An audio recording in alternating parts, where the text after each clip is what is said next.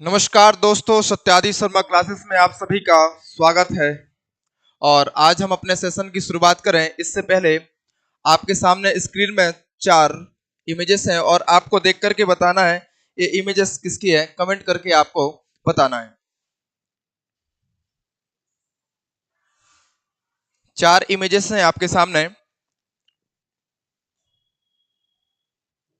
पहले तो है आपके सुप्रीम कोर्ट के मुख्य न्यायाधीश चीफ जस्टिस ऑफ इंडिया।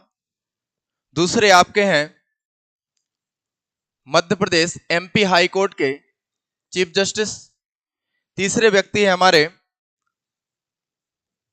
महाधिवक्ता, मध्य प्रदेश के महाधिवक्ता। और चौथी इमेज है भारत के महान्यायवादी।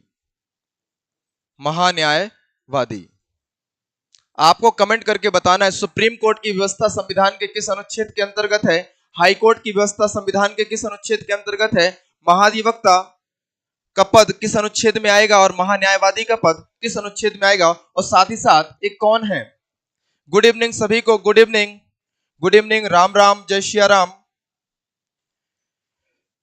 चलिए सेशन को शेयर कर दीजिएगा और जिसने चैनल को अभी सब्सक्राइब नहीं किया है अभी तक, और चैनल को सब्सक्राइब भी कर दीजिएगा, लाइक भी करते चलिएगा। हमारे मनोबल का एकमात्र उपाय है कि आप सेशन को लाइक करते चलिए, इससे हमारा मनोबल बढ़ते जाता है और हम आपके लिए और अच्छा अच्छा कंटेंट लाने की कोशिश करते हैं। तो 4 इमेजेस है। पहली है चीफ जस्टिस ऑफ इंडिया। आप सभी को मालूम है कि चीफ जस्टिस ऑफ इंडिया कौन है हमारे यहाँ, D Y Chandrachud. D Y Chandrachud हमारे यहाँ चीफ जस्टिस ऑफ इंडिया है, मतलब सुप्रीम कोर्ट के मुख्य न्यायाधीश हैं। Good evening, good evening. और मुख्य न्यायाधीश चंद्रचूड़ है। सुप्रीम कोर्ट की व्यवस्था संविधान के अनुच्छेद 124 में दूसरी मूर्ति है यहाँ पर, जो है आपके दूसरी मूर्ति जो कि आपके मध्य प्रदेश हाई कोर्ट के चीफ जस्टिस हैं। और हाई कोर्ट की व्यवस्था संविधान के 214 आर्टिकल 214 के अंतर्गत, और इनका नाम है रवि कुमार मलिमथ। रवि मलिमथ, रवि मलिमथ। और यहाँ पर महान्यायवादी, आपको मालूम है महान्यायवादी की व्यवस्था संविधान के अनुच्छेद 76 में है, और ये है are Venkat Ramani. Are Venkat रमणी हमारे देश के महान्यायवादी है वर्तमान में, और राज्य में महाधिवक्ता होते हैं। और महाधिवक्ता के लिए संविधान में अनुच्छेद 165, और ये है हमारे पुष्पेंद्र पुष्पेंद्र कौरव जी। पुष्पेंद्र कौरव। तो 4 नाम हमने सीखे। भारत के मुख्य न्यायाधीश D Y Chandrachud, Madhya Pradesh high court के मुख्य न्यायाधीश रवि कुमार मलिमथ, और भारत के महान्यायवादी आर वेंकट रमणी, और महाधिवक्ता मध्य प्रदेश के महाधिवक्ता पुष्पेंद्र कौरव। चलिए आगे बढ़ते हैं।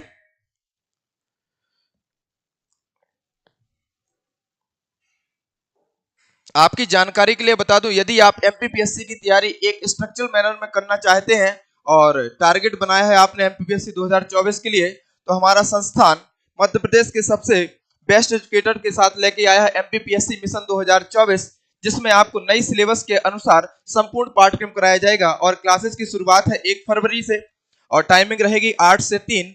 यहाँ पर आपको ऑनलाइन ऑफलाइन दोनों बैचेस देखने को मिलेंगे। इससे पहले आप इस नंबर पर कॉल करके 9977727772 पर कॉल करके जानकारी ले सकते हैं। और सबसे पहले आप क्लास में आकर के 2 दिन का डेमो लीजिए, उसके बाद यदि आपको पसंद आता है तो क्लास ज्वाइन करेगा। बढ़ते हैं हम अपने पहले प्रश्न की तरफ। ये रहा आपके सामने पहला प्रश्न आपकी स्क्रीन पर।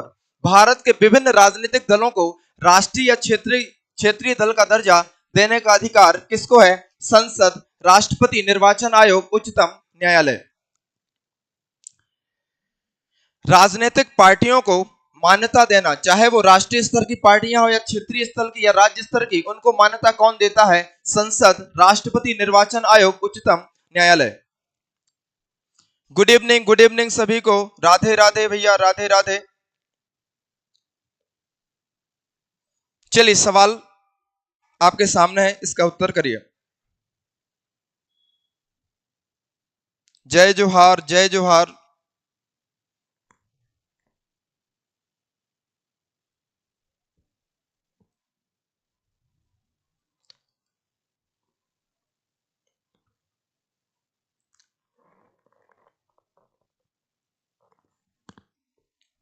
संविधान के अनुच्छेद के पहले भाग देखना है।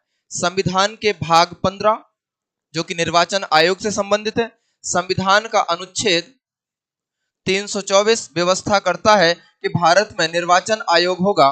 भारत में निर्वाचन आयोग होगा और यह जो केंद्रीय निर्वाचन आयोग है, ये निम्न प्रकार के चुनाव कराता है।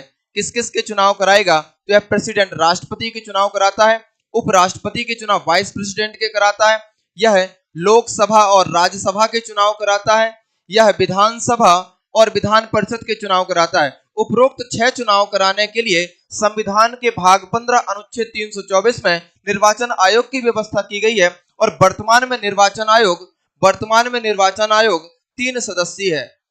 तो निर्वाचन आयोग किसी भी दल को राष्ट्रीय स्तर की पार्टी घोषित करता है और राज्य स्तर की पार्टी या क्षेत्रीय दल का दर्जा देता है।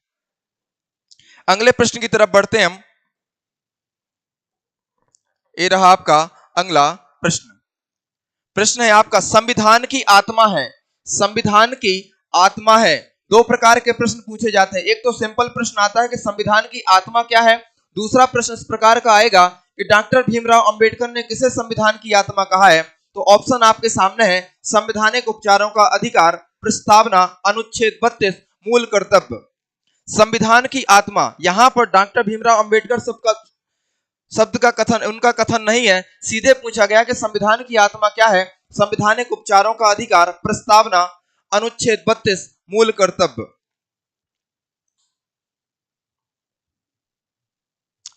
राम महेश शर्मा जी बी आंसर, बहुत बढ़िया। अज्जू भाई का भी बी आ रहा है। सोनिया बी।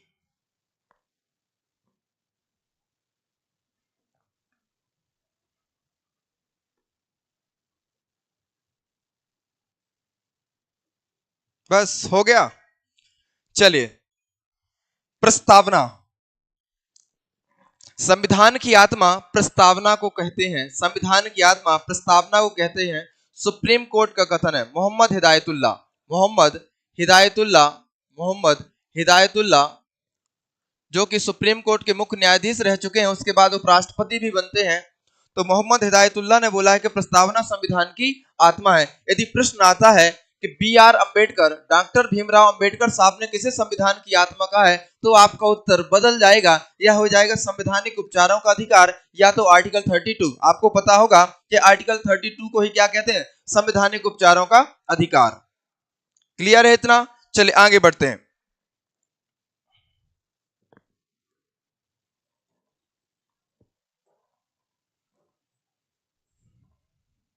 यह है अगला प्रश्न। भारतीय संविधान द्वारा भारतीय संविधान द्वारा राष्ट्रगान तथा राष्ट्रगीत, भारतीय संविधान द्वारा राष्ट्रगान तथा राष्ट्रगीत को अपनाया गया। किस तारीख को भारतीय संविधान सभा द्वारा राष्ट्रगान और राष्ट्रगीत अपनाया गया? 24 जनवरी 1950, 24 जनवरी 1949, 26 जनवरी 1950 या 26 जनवरी 1949? बिल्कुल सही पल्लवी। B.R. अम्बेडकर साहब ने आर्टिकल 32 को कहा है, लेकिन यदि इनका नाम नहीं आता, सिंपल पूछा जाता है कि आत्मा कौन है, तो आप प्रस्तावना आंसर लगाइएगा। चलिए इसका उत्तर करिएगा।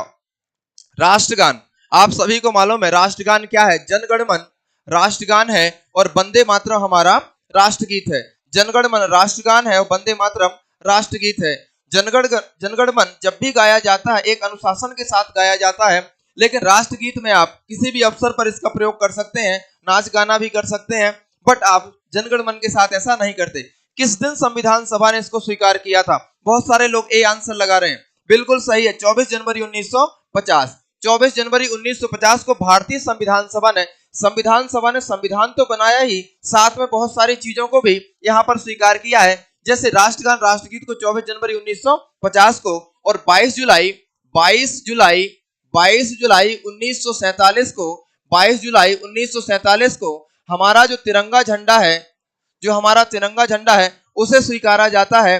साथ ही साथ 14 सितंबर 14 सितंबर 1949 को हिंदी को राजभाषा का दर्जा प्रदान करती है संविधान सभा। और जो हमारा राष्ट्रीय चिन्ह है अशोक स्तंभ वाला राष्ट्रीय चिन्ह, 3 शेर दिखाई देते हैं, एक पीठ पीछे किए हुआ है, बैठा हुआ है। राष्ट्रीय चिन्ह हमने लिया है, अपनाया है 26 जनवरी 1950। तो बहुत सारी चीजें यहाँ पर सीख ली। राष्ट्रगान और राष्ट्रगीत 24 जनवरी 1950। झंडा, तिरंगा झंडा 22 जुलाई 1947। हिंदी को राजभाषा का दर्जा 14 सितंबर 1949, हिंदी राजभाषा है और 14 सितंबर को हम हिंदी दिवस ही मनाते हैं। राष्ट्रीय चिन्ह हमारा 26 जनवरी 1950 को लिया गया। बढ़ते हैं आगे।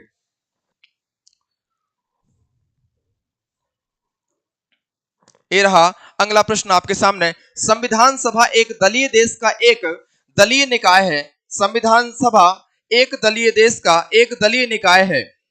एक दलीय निकाय है। सभा ही कांग्रेस है और कांग्रेस ही भारत है। यह कथन किसका है? कोई आलोचना कर रहा है हमारी संविधान सभा की, कोई आलोचना कर रहा है संविधान सभा की। कौन करता है? विंस्टन चर्चिल, क्लीमेंट एटली, माउंटबेटन, ग्रेनविल, ऑस्टिन। संविधान सभा एक दलीय देश का एक दलीय निकाय है। सभा ही कांग्रेस और कांग्रेस ही भारत है। कथन किसका है? विंस्टन चर्चिल, क्लीमेंट एटली, माउंटबेटन, ग्रेनवेल, ऑस्टिन। थोड़ा सा कठिन सवाल है, थोड़ा सा हटके सवाल है, बट कथन से भी प्रश्न आते हैं कि निम्न कथन किसका है, इसलिए हमको इसकी भी तैयारी करना है। तो आपको मालूम होगा जब द्वितीय विश्व युद्ध चल रहा था तो ब्रिटेन के प्रधानमंत्री हुआ करते थे विंस्टन चर्चिल। विंस्टन चर्चिल चाहे यहाँ पर विंस्टन चर्चिल, और उसके बाद जब 1945 में पुनः ब्रिटेन में चुनाव होते हैं तो नए प्रधानमंत्री बनते क्लीमेंट एटली, और इन्हीं के समय हम पर आजाद, हमारे देश को आजाद किया जाता है। जब आजाद किया जाता है 1947 का स्वतंत्रता अधिनियम, उस समय हमारे यहाँ गवर्नर जनरल माउंटबेटन थे। लेकिन ग्रेनवेल ऑस्टिन अमेरिका के एक पत्रकार हैं, अमेरिका के एक पत्रकार हैं। उन्होंने हमारे संविधान में कमेंट्री की है, बहुत समय तक कमेंट्री की है और आलोचना कर रहे हैं कि संविधान सभा एक दल, एक मतलब एक ही पार्टी ने बनाया है। एक प्रकार से बोल रहे हैं कि बहुत सारी पार्टियों ने नहीं, क्योंकि आप देखेंगे संविधान सभा में किसका प्रभुत्व था? कांग्रेसियों का था, इसलिए इस आधार पर यह आलोचना कर रहे हैं। तो याद रखना, ग्रेनवेल ऑस्टिन ने बोला है कि कांग्रेस ही संविधान सभा है और कांग्रेस ही भारत है, और कांग्रेस संविधान सभा का एक दल है और उसी से संविधान सभा बनी है। इस प्रकार की आलोचना होती है। ग्रेनवेल ऑस्टिन, ग्रेनवेल ऑस्टिन। अगला प्रश्न ये रहा, संविधान सभा के निर्वाचित उपाध्यक्ष कौन थे? प्रश्न बहुत ध्यान से पढ़ना है आपको। प्रश्न ये है कि संविधान सभा के निर्वाचित उपाध्यक्ष पूछ रहे हैं। Doctor S C. Mukherjee, B T. Krishnamachari, A और बी दोनों, Frank Anthony, Frank Anthony.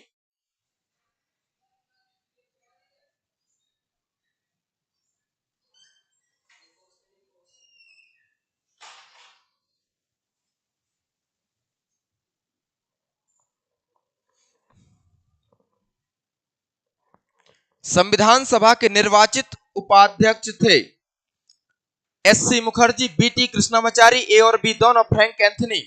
PSC इससे सवाल बना चुका है, इस ऑप्शन से फ्रैंक एंथनी इससे बना चुका है। और उसने पूछा था कौन से संविधान सभा के उपाध्यक्ष थे बिना निर्वाचित, तो उसका आंसर था फ्रैंक एंथनी, जबलपुर वाले।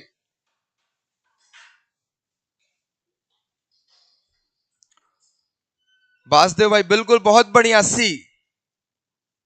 शैलेंद्र का भी सी, बहुत शानदार। सूरज सी, योगेश सी आ रहा है, रवीना का भी सी आ रहा है, बहुत सारे लोग सी लगा रहे, बहुत शानदार। ए और बी दोनों, इसका मतलब संविधान सभा के दो उपाध्यक्ष थे, संविधान सभा के दो उपाध्यक्ष थे, एस.सी. मुखर्जी भी थी और बी.टी. कृष्णामाचारी। तो आंसर ए और बी दोनों होंगे। तो आपको बताना स्थायी अध्यक्ष कौन थे? अध्यक्ष तो एक ही व्यक्ति थे और उनका नाम था डॉक्टर राजेंद्र प्रसाद, राजेंद्र प्रसाद। संविधान सभा के अध्यक्ष राजेंद्र प्रसाद थे। संविधान सभा के दो उपाध्यक्ष थे, एस.सी. मुखर्जी और बी.टी. कृष्णामाचारी। संविधान सभा के अस्थायी अध्यक्ष, संविधान सभा के अस्थायी अध्यक्ष की बात करें तो अस्थायी अध्यक्ष होते हैं सच्चिदानंद सिन्हा, सच्चिदानंद सच्चिदानंद सिन्हा, सच्चिदानंद सिन्हा अस्थायी अध्यक्ष हैं। और अस्थायी उपाध्यक्ष, अस्थायी उपाध्यक्ष, अस्थायी उपाध्यक्ष एस फ्रैंक एंथनी।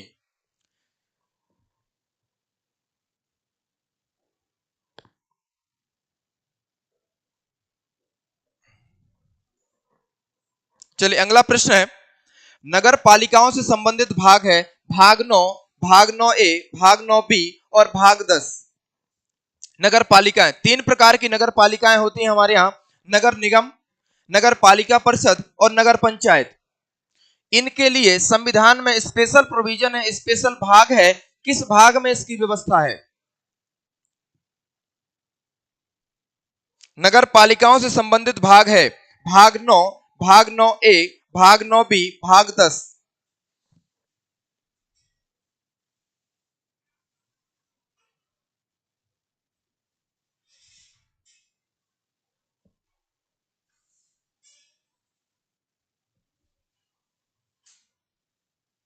अज्जू भाग 9A, Shailendra B, Raveena B, Yogendra B, Sonia B, Suraj B, Vikesh B, Yogesh B, Dhruv Gurjar B. लगभग सभी लोग सही आंसर लगा रहे हैं, लगभग सभी लोग सही आंसर लगा रहे हैं, बहुत बढ़िया। इसी प्रकार आप अपनी तैयारी को आगे बढ़ाते रहिए, बहुत शानदार। भाग 9A, मूल संविधान में भाग 9A नहीं था, संविधान में 74वां संविधान संशोधन करना पड़ा और यह हुआ था 1992 द्वारा।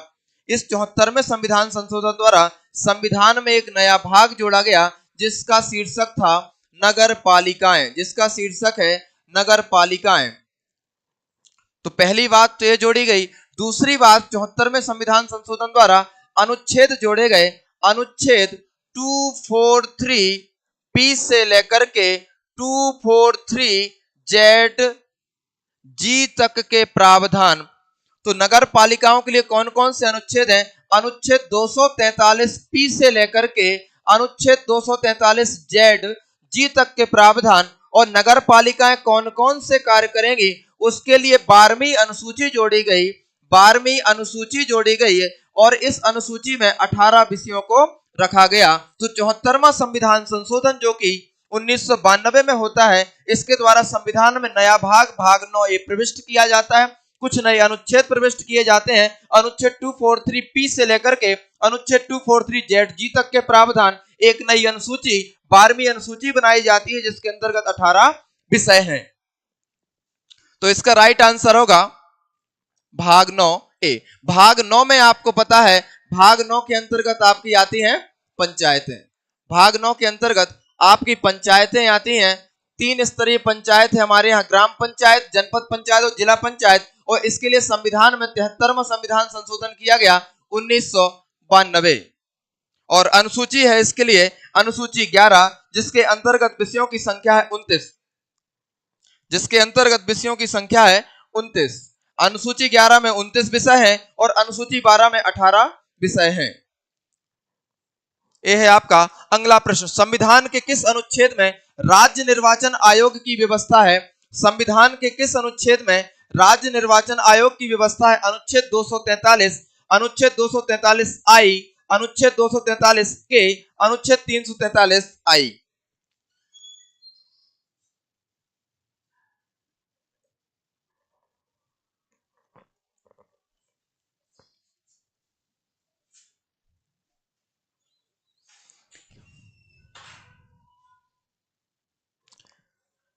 चलिए यहां पर सवाल है निहाल भाई का कि आर्टिकल समझ में नहीं आ रहे क्या है। तो देखिएगा, जब यहां पर नए अनुच्छेदों को प्रविष्ट किया गया भाग 9 के अंतर्गत, जब भाग 9 आया, भाग 9 का शीर्षक क्या है? पंचायतें। भाग 9 का शीर्षक क्या है? पंचायतें।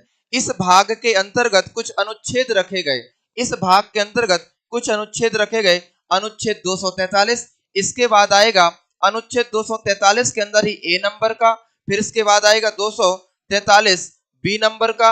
इस प्रकार जब आगे बढ़ते जाएंगे आप तो लास्ट अनुच्छेद क्या होगा? 243 जेड होगा। अब लेकिन यहां तक भी अनुच्छेद समाप्त नहीं हुए, इससे आगे भी गए हैं, तो इसके बाद जो अनुच्छेद होगा उसको क्या कहा जाएगा? 243 जेड ए कहा जाएगा। इसके बाद 243 जेड बी आएगा। तो इस प्रकार अनुच्छेदों की संख्या यहां पर समाहित की गई है। चलिए आशा करता हूं आपको ये बात समझ में आई होगी। चलिए यह है आपका प्रश्न, संविधान के किस अनुच्छेद में राज्य निर्वाचन आयोग की व्यवस्था है? अनुच्छेद 243, अनुच्छेद 243 आई, अनुच्छेद 243 के और अनुच्छेद 343 आई। के लगा रहे हैं बहुत सारे, पूजा का सी आ रहा है, चुकी लाल का भी बी आ रहा है, 243 आई बोल रहे हैं, रवीना सी, पूजा सी, योगेंद्र सी, शैलेंद्र सी, अंचल सी, सूरज सी, बहुत बढ़िया बहुत बढ़िया, बहुत शानदार। चलिए इसको देखते हैं। संविधान का अनुच्छेद 243 के राज्य निर्वाचन आयोग की बात करता है। हमारे देश में दो प्रकार के निर्वाचन आयोग होते हैं, हमारे देश में दो प्रकार के निर्वाचन आयोग होते हैं। एक तो आपका केंद्रीय निर्वाचन आयोग है, एक तो आपका केंद्रीय निर्वाचन आयोग, ध्यान से सुनिएगा, एक तो आपका केंद्रीय निर्वाचन आयोग है और दूसरा है आपका राज्य निर्वाचन आयोग। यहां पर प्रश्न राज्य निर्वाचन आयोग से है, यहां पर प्रश्न राज्य निर्वाचन आयोग से है। दो आयोग हैं हमारे यहाँ, केंद्रीय निर्वाचन आयोग और राज्य निर्वाचन आयोग। जो आपका केंद्रीय निर्वाचन आयोग है वो राष्ट्रपति के चुनाव कराएगा, उपराष्ट्रपति के चुनाव कराता है, वह लोकसभा के चुनाव कराता है, वह राज्यसभा के चुनाव कराता है, विधानसभा और विधान परिषद के, इनके चुनाव कराने के लिए केंद्रीय निर्वाचन आयोग है, जिसकी व्यवस्था संविधान के भाग 15 में भाग 15 अनुच्छेद 324 के अंतर्गत की गई है।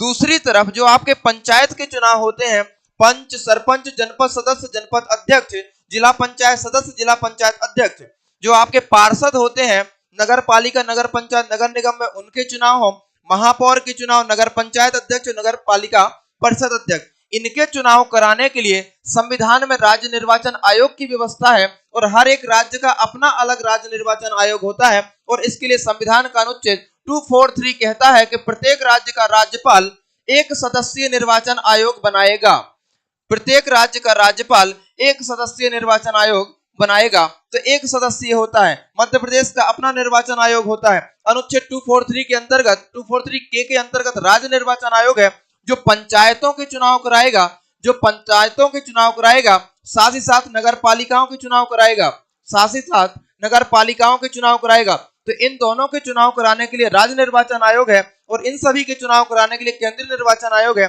केंद्रीय निर्वाचन आयोग भाग 15 में है और राज्य निर्वाचन आयोग आता है आपका भाग 9 के अंतर्गत, जिसका शीर्षक ही क्या है? पंचायतें हैं। और ऑप्शन भी जो आपका अनुच्छेद 243 आई है, ये बात करता है आपके राज्य वित्त आयोग का, राज्य वित्त आयोग का, राज्य वित्त आयोग की बात करेगा। तो देखिएगा दो वित्त आयोग हैं, एक आपका केंद्रीय वित्त आयोग है, एक आपका केंद्रीय वित्त आयोग है, एक आपका केंद्रीय वित्त आयोग है। याद रखिएगा दो आयोग है हमारे यहाँ वित्त आयोग, एक तो आपका राज्य वित्त आयोग है जो कि अनुच्छेद 243 आई के अंतर्गत आता है, एक आपका केंद्रीय वित्त आयोग है जो कि अनुच्छेद 280 के अंतर्गत आता है।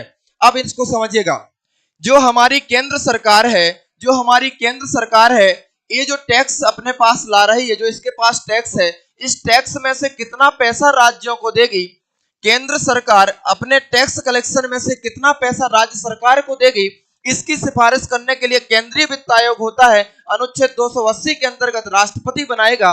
और दूसरी तरफ राज्य सरकार, दूसरी तरफ जो आपकी राज्य सरकार है, वह राज्य सरकार पंचायतों को, राज्य सरकार पंचायतों को तथा नगर पालिकाओं को अपने कोष में से, अपने टैक्स कलेक्शन में से कितना पैसा देंगे, उसके लिए बनाया जाता है राज्य वित्त आयोग। राज्य वित्त आयोग की व्यवस्था अनुच्छेद 243 आई में है और केंद्रीय वित्त आयोग की व्यवस्था अनुच्छेद 280 में है। केंद्रीय वित्त आयोग केंद्र सरकार को बोलता है कि तुम कितना पैसा राज्य सरकार को दोगे अपने टैक्स कलेक्शन में से, और राज्य वित्त आयोग बोलता है राज्य सरकार को कि तुम कितना पैसा पंचायतों और नगर पालिकाओं को दोगे। ये दोनों बात आपको समझ में आई होगी। और दूसरी तरफ निर्वाचन आयोग भी दो है, एक तो आपका राज्य निर्वाचन आयोग है, राज्य निर्वाचन आयोग, और दूसरा केंद्रीय निर्वाचन आयोग। राज्य निर्वाचन आयोग पंचायत और नगर पालिकाओं के चुनाव कराएगा और केंद्रीय निर्वाचन आयोग राष्ट्रपति, उपराष्ट्रपति, लोकसभा, राज्यसभा, विधानसभा और विधान परिषद के चुनाव कराता है। केंद्रीय निर्वाचन आयोग भाग 15 अनुच्छेद 324 और राज्य निर्वाचन आयोग भाग 9 अनुच्छेद 243 के। चलिए आशा करते हैं 3-4 बातें आपको याद हो गई होंगी। बढ़ते हैं अगले प्रश्न की तरफ। ये रहा आपका अगला प्रश्न। लिखा है पंचायती राज संस्थाओं को संवैधानिक मान्यता देने की सिफारिश किस समिति ने की? बलवंत राय मेहता समिति, अशोक मेहता समिति, एल.एम. सिंघवी समिति और जी.बी. के राव समिति द्वारा।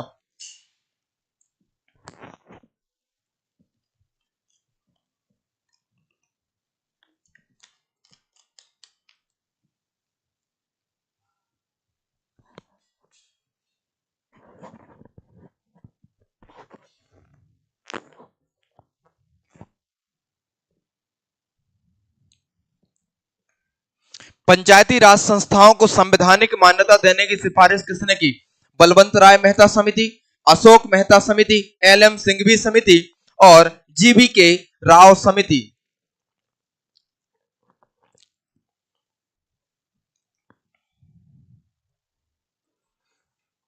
बहुत ज्यादा महत्वपूर्ण है, रट्टा मारो जिंदाबाद। याद कर लो कि पंचायतों को संवैधानिक दर्जा 73वें संविधान संशोधन 1992 द्वारा दी गई। लेकिन किस समिति की सिफारिश पर दी गई? तो यहां पर आंसर है एल.एम. सिंघवी समिति 1986। याद कर लो, लक्ष्मीमल सिंघवी समिति की सिफारिश पर पंचायतों को संवैधानिक दर्जा दिया गया और उसके लिए संविधान में 73वां संविधान संशोधन 1992 किया गया। संविधान में नया भाग 9 जोड़ा गया पंचायत शीर्षक से। संविधान में कुछ नए अनुच्छेद जोड़े गए 243 से 243 ओ तक और नई अनुसूची 11 जोड़ी गई जिसके अंतर्गत 29 विषय हैं। एल.एम. सिंघवी, बलवंत राय मेहता समिति 1957 में सिफारिश करती है कि पंचायत त्रिस्तरीय होनी चाहिए। तो यदि ये क्वेश्चन आता है कि त्रिस्तरीय पंचायती राज की व्यवस्था की सिफारिश किसने की, तो आंसर होगा बलवंत राय मेहता समिति। और इन्हीं की सिफारिश के आधार पर आज हम क्या देखते हैं कि गांव स्तर पर ग्राम पंचायत होती है, जनपद स्तर पर जनपद पंचायत और जिला स्तर पर जिला पंचायत होती है। ये जो त्रिस्तरीय संरचना आप गांव में देखते हैं ग्रामीण स्थानीय सरकार में, इसकी सिफारिश की थी बलवंत मेहता समिति ने। अशोक मेहता समिति बोलते हैं 1977 में कि पंचायत को 3 स्तर मत करो, इसके कितने कर दो, 2 स्तर कर दो। यदि प्रश्न आता है 2 स्तरीय सिफारिश किसने की, तो आंसर होगा अशोक मेहता। त्रिस्तरीय किसने की, तो आंसर होगा बलवंत राय मेहता। और किसने संवैधानिक दर्जा देने की बात की, तो आंसर होगा एल.एम. सिंघवी समिति। और इसी को इंप्लीमेंट करने के लिए संविधान में 73वां संविधान संशोधन किया गया। संविधान में नया भाग जोड़ा गया, भाग 9, जिसका शीर्षक पंचायतें हैं और अनुच्छेद 243 से 243 ओ तक के अनुच्छेद जोड़े गए। 11वीं अनुसूची के अंतर्गत 29 विषय जोड़े गए। बढ़ते हैं हम अगले सवाल की तरफ।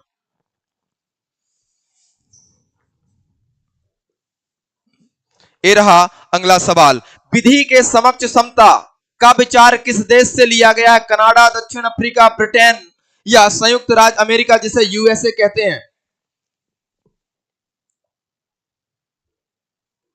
विधि के समक्ष समता, संविधान का अनुच्छेद 14 समानता के मौलिक अधिकार के 5 उदाहरण हैं, 14, 15, 16, 17 और 18। अनुच्छेद 14 कहता है विधि के समक्ष समता होगी और विधियों का समान संरक्षण होगा। 2 अलग अलग शब्द हैं। तो विधि के समक्ष समता किस देश के संविधान से ली गई है, इसका आंसर करना है आपको।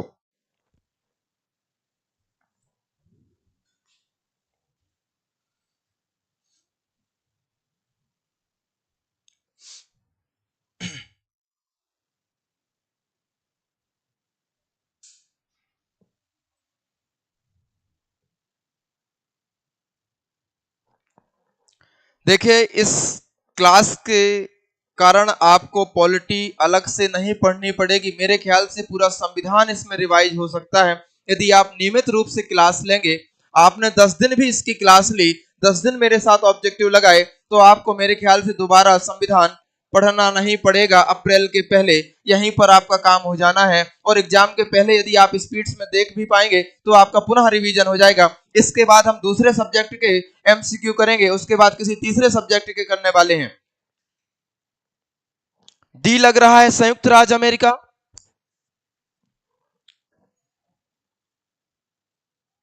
और ये वाली क्लास, ये जो आपके पॉलिटी के सवाल है, ना सिर्फ एमपीएससी में कामगर होंगे, व्यापम के एग्जाम, एसएससी के एग्जाम या अन्य किसी स्टेट के एग्जाम, किसी अन्य राज्य के एग्जाम भी आप दे सकते हैं। बिल्कुल यूपी पुलिस के लिए भी उतना ही उपयोगी है जितना कि अन्य एग्जामों के लिए होगा।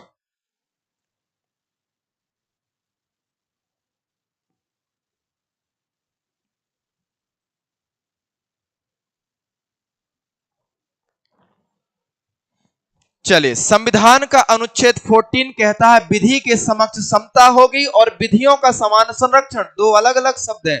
और विधि के समक्ष समता का मतलब है कि कानून की नजर में सब लोग बराबर हैं, कानून से बढ़ के कोई नहीं है, सब किसके नीचे काम करेंगे? कानून के नीचे। हर व्यक्ति को कानून का पालन करना होगा। यही कहलाता है विधि के समक्ष समता। इसको कहते हैं कानून का शासन। इसी को क्या कहा जाता है? Rule of law. इसी को कहा जाता है कानून का शासन। और कानून का शासन हमको किसने सिखाया है? ब्रिटेन ने। हमको गुलाम बनाया है कानून पढ़ा पढ़ा के, कानून दिखा दिखा के, और बोलते थे देखो कानून में ऐसा लिखा है इसलिए हम ऐसा कर रहे हैं, कानून से बाहर हम कुछ नहीं कर रहे हैं। तो कानून का शासन या रूल ऑफ लॉ या विधि के समक्ष समता, ये हमको ब्रिटेन ने सिखाई है। लेकिन एक कदम आगे जाए, इसके आगे आता है विधियों का समान संरक्षण। इसके आगे आता है विधियों का समान संरक्षण, विधियों का समान संरक्षण। इसके आगे आता है विधियों का समान संरक्षण। अनुच्छेद 14 की भाषा है विधि के समक्ष समता तथा विधियों का समान संरक्षण। विधि के समक्ष समता जिसे कानून का शासन कहते हैं, यह व्यवस्था तो हमने ब्रिटेन से ले ली, लेकिन विधियों का समान संरक्षण जो है वो कहां से लिया है? यूएसए से। और विधियों के समान संरक्षण का मतलब होता है कि कानून की नजर में सब बराबर हैं, लेकिन कब बराबर होंगे? जब दोनों की परिस्थितियां एक समान है। यदि परिस्थितियां समान है तो कानून समान रूप से लागू होगा। यदि दो लोगों की परिस्थितियां अलग है तो कानून भी असमान रूप से लागू होगा। परिस्थिति देख करके कानून लागू किया जाएगा, याद रखिएगा। और यहीं से रिजर्वेशन की व्यवस्था हमारे संविधान में निकल के आती है। विधियों का समान संरक्षण, यह पॉजिटिव बात करता है, यह सकारात्मक बात करता है, यह सकारात्मक बात करता है, याद रखिएगा। तो विधियों का समान संरक्षण जो कि सकारात्मक बात है, संयुक्त राज्य अमेरिका से लिया है। और कानून का शासन, विधि के समक्ष समता ब्रिटेन से ली है। संविधान में आर्टिकल 14 समानता का जो मौलिक अधिकार है पहला, उसमें इसका जिक्र है।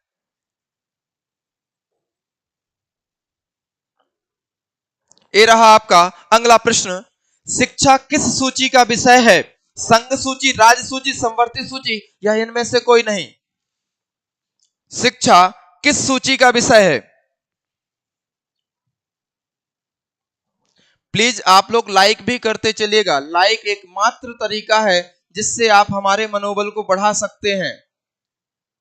इसी से हमको मालूम पड़ता है कि आप तक हमारी बात पहुंच पा रही अथवा नहीं, हमको किस प्रकार के प्रयास करने हैं। तो यदि आपको अच्छा लग रहा है तो आपको लाइक करना है। यदि पढ़ाया हुआ अच्छा नहीं पसंद आ रहा है तो आपको डिसलाइक भी करना है। आपके पास दोनों ऑप्शन है। यदि आपको समझ में आ रहा है, यदि आपको थोड़ा सा भी उपयोगी है तो आप जरूर लाइक करिए। किस सूची का विषय है? वाह, बहुत बढ़िया, बहुत शानदार। उम्मीद से ज्यादा कर रहे हैं आप लोग। सोचा नहीं था कि आप इसका आंसर समवर्ती सूची तक पहुंचेंगे। बहुत शानदार।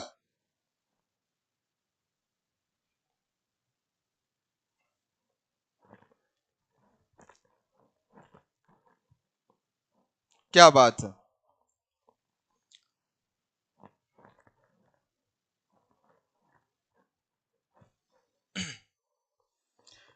चलिए, तो हमारे यहां मूल संविधान में, याद रखना, मूल संविधान में अनुसूचियों की संख्या थी 8। मूल संविधान में अनुसूचियों की संख्या थी 8। बाद में संविधान संशोधन के माध्यम से अनुसूचियों की संख्या कितनी हो गई? 12।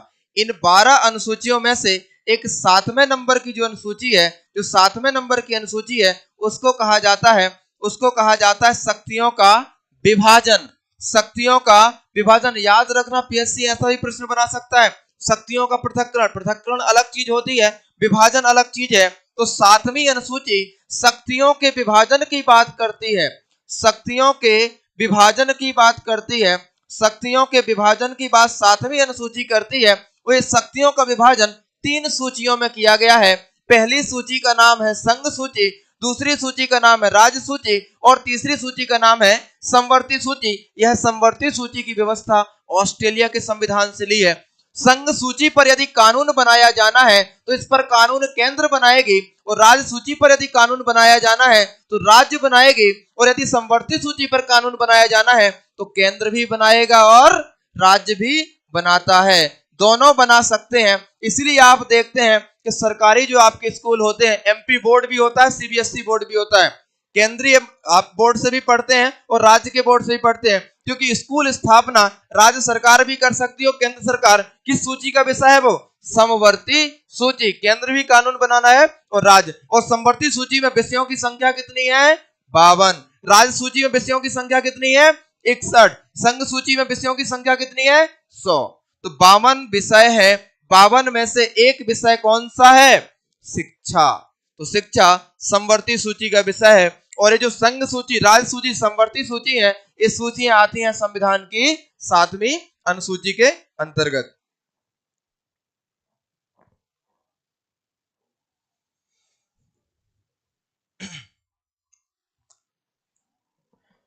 चलिए फिर से हम बात करते हैं। और चूंकि ये क्लास एमपीपीएससी 2024 के मद्देनजर रखी गई है, तो यहाँ पर हमारे यहाँ पर टारगेट बैच स्टार्ट किया जा रहा है। यदि आप एक व्यवस्थित मैनर में, स्ट्रक्चर मैनर में एमपीपीएससी की तैयारी करना चाहते हैं, तो आप संस्थान के नंबर 9977727772 और 9977727775 के में कॉल करके जानकारी ले सकते हैं। 1 फरवरी 2024 से हमारे यहाँ नया बैच ऑनलाइन और ऑफलाइन शुरू हो रहा है।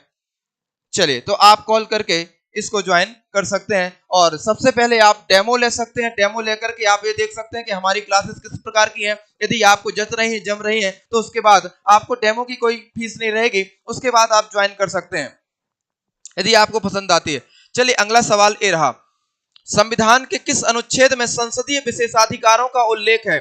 संविधान के किस अनुच्छेद में संसदीय विशेषाधिकारों का उल्लेख है। अनुच्छेद 102, 103, 104, 105।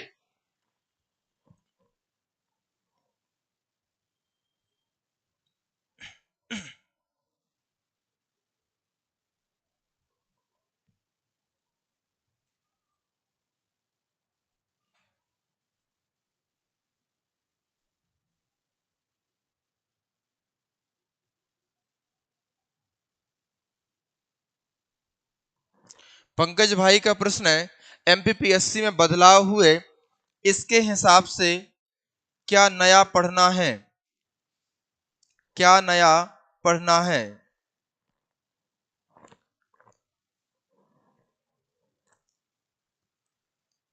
नया तो कुछ नहीं पढ़ना है वही चीजें, बस थोड़ा सा आगे पीछे सिलेबस कर दिया जाता है। आपको कभी भी नया सिलेबस देख के घबराना नहीं है। आपको नया सिलेबस देख के घबराना नहीं है। नया सिलेबस एक अपॉर्चुनिटी लेकर के आता है आपके लिए।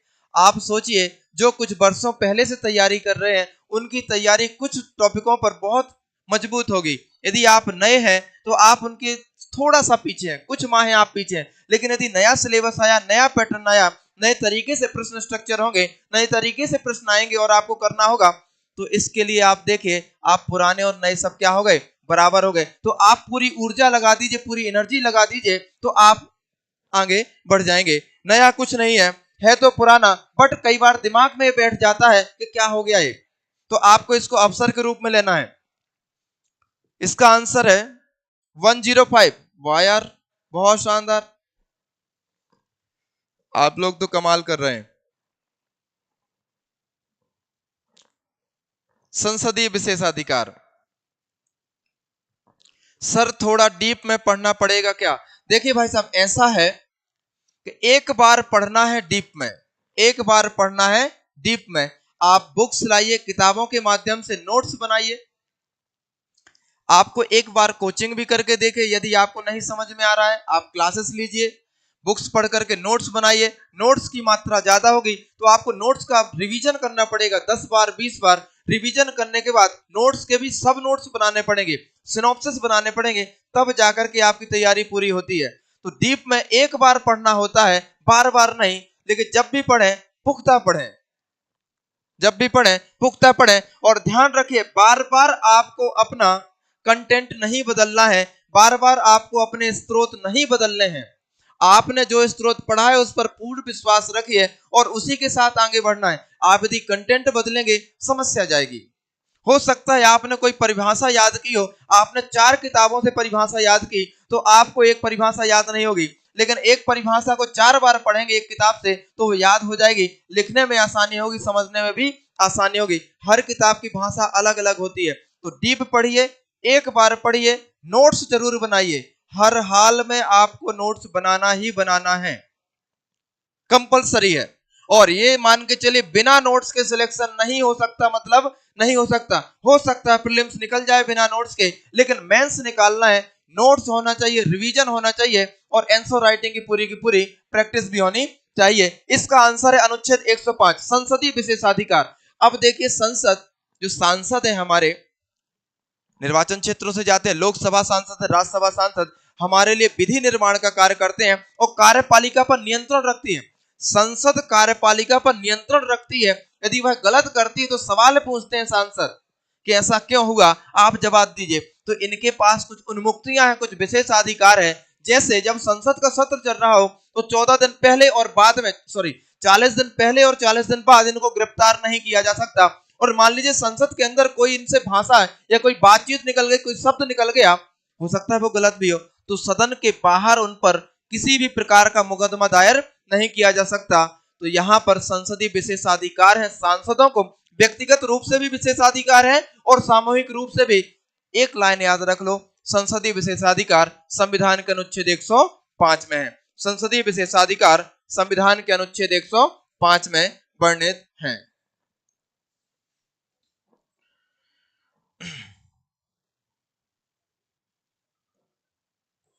यह है आपका अगला प्रश्न, उच्चतम न्यायालय के न्यायाधीशों की योग्यता नहीं है।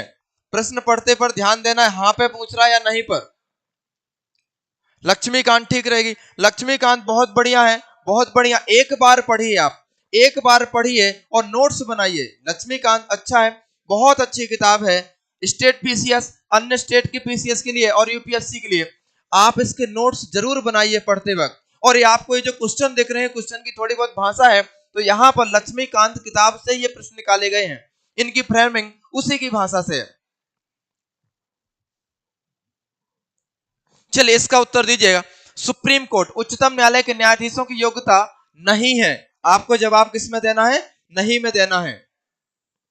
वह भारत का नागरिक हो, किसी उच्च न्यायालय में, किसी हाई कोर्ट में कम से कम 5 वर्ष तक जज या न्यायाधीश रहा हो, या किसी हाई कोर्ट में कम से कम 10 वर्ष तक जज रहा हो, या किसी उच्च न्यायालय में कम से कम 10 वर्ष तक अधिवक्ता, अधिवक्ता को कहा जाता है वकील। कौन सी योग्यता हाई कोर्ट की नहीं है?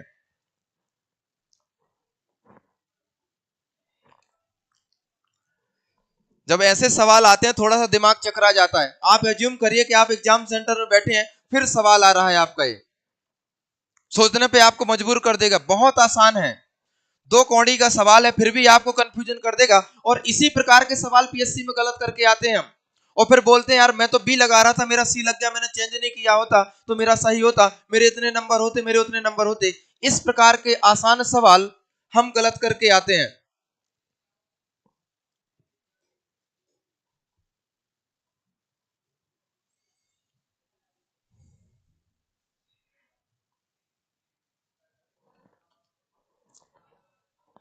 Laxmikant is a best book. Laxmikanth बहुत अच्छी किताब है, एक बार आप जरूर पढ़िए। यदि आप नए हैं, फर्स्ट टाइम अपीयर हो रहे हैं, तो आपको एक बार लक्ष्मीकांत जरूर पढ़नी चाहिए, मेरा मानना है ऐसा।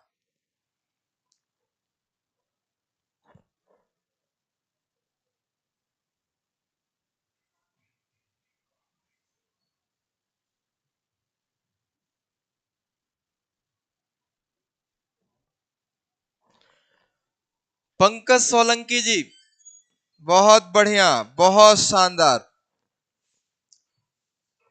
मजा आ गया, बहुत शानदार। बाकी लोग थोड़ा कंफ्यूज में।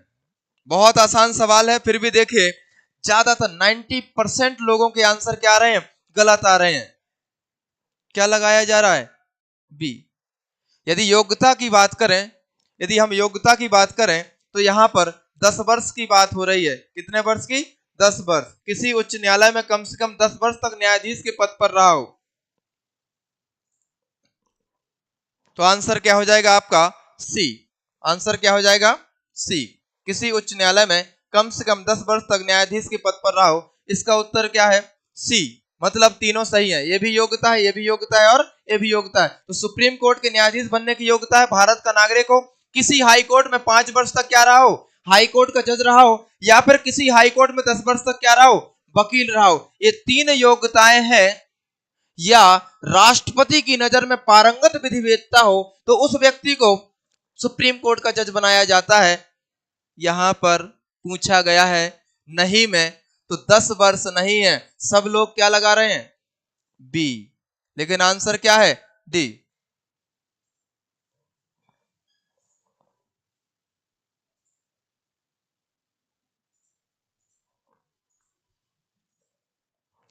पूजा, मैं आपका सवाल नहीं समझा,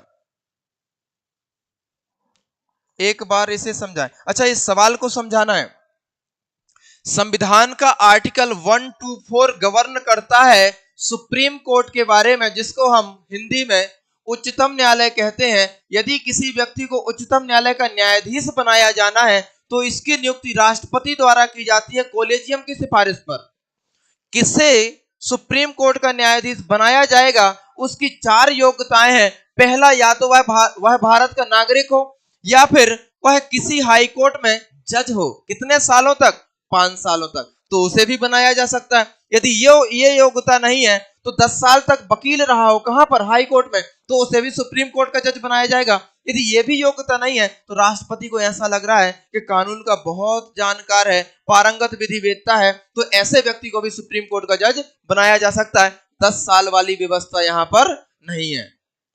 10 साल वाली व्यवस्था यहां पर नहीं है। बिल्कुल बिल्कुल, ऑफलाइन बहुत सारे बच्चों ने मेरे से ऑफलाइन भी पढ़ा है। चलिए, समझ में आ गया होगा? समझ में आ गया? आप लोगों को बढ़ सकते हैं आगे।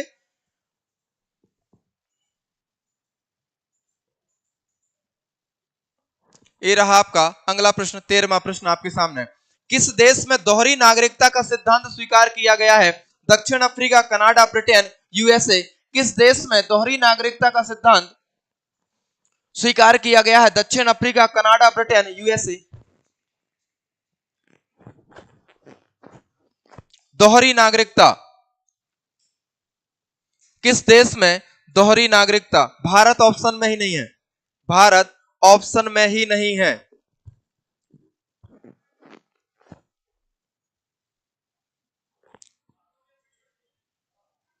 प्लीज आप लोग लाइक भी करते चलिएगा, हम्बल रिक्वेस्ट है आपसे।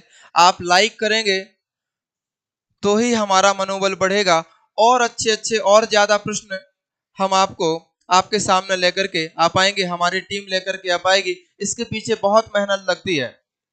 मेरा तो आसान सा काम है कि मैं यहाँ पर आपको बता रहा हूँ, इसके पीछे इसको तैयार करने में, इस सवाल बनाने में हमारी टीम को बहुत मेहनत करनी पड़ती है। और ये लाइक वो तरीका है जिससे उनका और हमारा मनोबल बढ़ता है। तो दोहरी नागरिकता की बात करते हैं। भारत में इकहरी नागरिकता है। भारत में इकहरी नागरिकता है और भारत की इकहरी नागरिकता ब्रिटेन के संविधान से ली गई है। अमेरिका, संयुक्त राज्य अमेरिका, यूएसए ऐसा देश है जहां पर दोहरी नागरिकता की व्यवस्था है। जहां पर दोहरी नागरिकता की व्यवस्था है, समझिएगा समझिएगा। यहां पर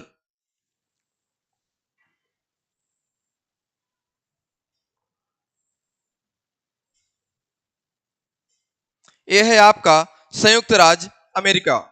यह है आपका संयुक्त राज्य अमेरिका। इस संयुक्त राज्य अमेरिका को लगभग 50 राज्यों में बांटा गया है। यहां पर 50 राज्य हैं। जैसे हमारे देश में 28 राज्य हैं, तो संयुक्त राज्य अमेरिका में 50 राज्य हैं, एक केंद्र शासित प्रदेश है। तो यदि कोई व्यक्ति यहां का है तो सबसे पहले तो उसे देश की नागरिकता लेनी पड़ेगी, मतलब यूएसए की नागरिकता। और यदि मान लीजिए वह यहां पर भी निवास कर रहा है, तो इस राज्य का नाम है टेक्सास। इस राज्य का नाम है टेक्सास। तो देश की नागरिकता ली यूएसए की, उसके बाद उसको राज्य की नागरिकता भी लेनी पड़ेगी टेक्सास नाम के देश की। मतलब राज्य की नागरिकता भी होना, और देश की नागरिकता भी होना, इसको दोहरी नागरिकता की व्यवस्था कहते हैं। आप मध्य प्रदेश में देखिए, आप मध्य प्रदेश के नागरिक नहीं है, आप मध्य प्रदेश के मूल निवासी हैं। मध्य प्रदेश का क्या है? मूल निवासी हैं, जबकि आप नागरिक किसके हैं? भारत के, क्योंकि भारत में एकहरी नागरिकता है। एक तो एक कंसेप्ट होता है दोहरी नागरिकता का, और दूसरा कंसेप्ट क्या होता है कि यदि आप भारत के नागरिक हैं तो किसी और देश के नागरिक नहीं बन सकते हैं। एकहरी नागरिकता कंसेप्ट है। तो यूएसए दोहरी नागरिकता वाला देश है, जहां पर आपको देश की भी नागरिकता लेनी पड़ती है और राज्य की भी नागरिकता लेनी पड़ती है। लेकिन समस्या क्या है? यदि मान लीजिए आप टेक्सास से यहां पर मोंटाना जाना चाहते हैं, यहां पर मोंटाना नाम के राज्य जाना चाहते हैं, तो आपको सब बदलना पड़ेगा। आपका लाइसेंस बदल जाएगा, आपका आधार कार्ड, आपका पैन कार्ड, आपका सब कुछ बदल गया। लेकिन मध्य प्रदेश में ऐसा नहीं होता। यदि आप मध्य प्रदेश से यूपी जाएंगे तो आपको वही लाइसेंस रहेगा, वही आधार कार्ड रहेगा, सब कुछ वही। ये समस्या नहीं है। तो भारत में एकहरी नागरिकता की व्यवस्था ब्रिटेन से ली गई है। दुनिया में अमेरिका ऐसा देश है जो दोहरी नागरिकता देता है, क्योंकि यहां पर सबसे पहले राज्य बने थे और राज्यों ने मिलकर के क्या बनाया? देश बनाया। इसका नाम क्या है? USA, United state of America. मतलब यहाँ के राज्यों ने इकट्ठा होकर के देश बना दिया यूएसए। तो राज्य ज्यादा पावरफुल है यहाँ पर देश की तुलना में। तो आप राज्य की भी नागरिकता लेंगे और देश की भी नागरिकता यहाँ पर लेते हैं, याद रखना आपको।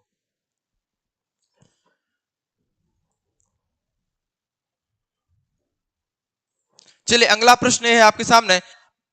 सिविल, सॉरी यहां पर सिविल लिखा हुआ है, यहां पर सिविल लिखा हुआ है, करेक्ट कर लीजिएगा। सिविल अधिकार संरक्षण अधिनियम जो कि 1955 का है, का संबंध संविधान के किस अनुच्छेद से है? अनुच्छेद 23, 24, 17, 18।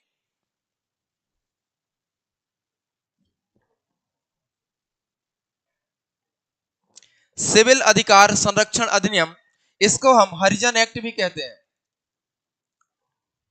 इसको हम हरिजन एक्ट भी कहते हैं। इसको नागरिक अधिकार संरक्षण अधिनियम भी कहा जाता है। हमारे देश में छुआछूत या अस्पृश्यता को मिटाने के लिए अस्पृश्यता अपराध अधिनियम या नागरिक अधिकार संरक्षण अधिनियम 1955 लाया गया, और यह अनुच्छेद 17 को इंप्लीमेंट करने के लिए यह कानून संसद ने बनाया। और जहां पर बोला गया है कि यदि कोई किसी के साथ छुआछूतपूर्ण या अस्पृश्यतापूर्ण आचरण, बहुत शानदार 17, बहुत शानदार, बहुत बढ़िया। यदि कोई किसी के साथ छुआछूतपूर्ण आचरण करता है तो कम से कम 1 माह की सजा जो अधिकतम 6 माह तक की हो सकेगी और जुर्माना से दंडनीय होगा। जुर्माना 100 रुपए से लेकर के 500 रुपए तक हो सकेगा, से दंडनीय माना जाएगा। तो सिविल अधिकार संरक्षण अधिनियम तथा एक और कानून है जिसका नाम है अनुसूचित जाति जनजाति अत्याचार निवारण अधिनियम 1989। ये दो कानून जो है आपके, ये दो कानून आर्टिकल 17 से संबंधित है। अस्पृश्यता 17 में है अस्पृश्यतापूर्ण आचरण करना, अस्पृश्यतापूर्ण आचरण करना, अस्पृश्यतापूर्ण आचरण करना, आचरण करना, अस्पृश्यतापूर्ण आचरण करना दंडनीय अपराध माना जाएगा। दंडनीय अपराध संविधान का एकमात्र अनुच्छेद है जिसकी भाषा इतनी कठोर है। संविधान का एकमात्र अनुच्छेद है जिसमें दंड की व्यवस्था की गई है। आप 395 अनुच्छेद पढ़ लीजिए, इस प्रकार की भाषा नहीं है, कठोर भाषा का है। छुआछूत का अंत किया गया अनुच्छेद 17 द्वारा, और इसी को इंप्लीमेंट करने के लिए सिविल अधिकार संरक्षण अधिनियम और अनुसूचित जाति जनजाति, जिसको SC/ST एक्ट बोलते हैं, 1989 ये संसद द्वारा बनाए गए।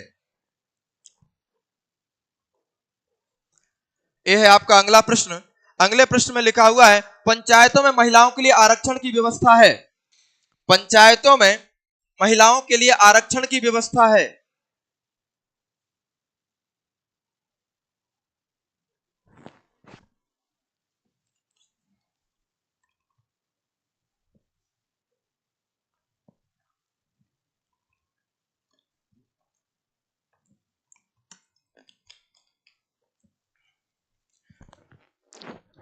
देखिए जल्द से जल्द आपकी अन्य सब्जेक्ट की भी क्लास यूट्यूब में रहने वाली है,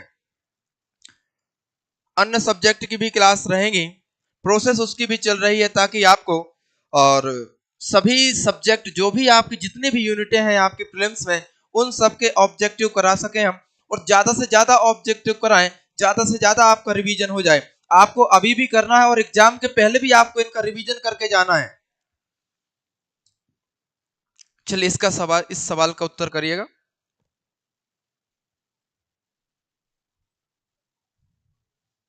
पंचायतों में महिलाओं के लिए आरक्षण की व्यवस्था है। याद रखिएगा, अब तो हर जगह महिलाओं को आरक्षण है। पंचायतों में भी है, नगर पालिकाओं में है, और संविधान में अभी संशोधन भी होकर के लोकसभा और विधानसभा में भी महिलाओं को आरक्षण दिया जा रहा है। बहुत अच्छी बात है। तो यहां पर पूछा गया है पंचायतों में कितना है, सी लगा रहे हैं, कम से कम 1/3।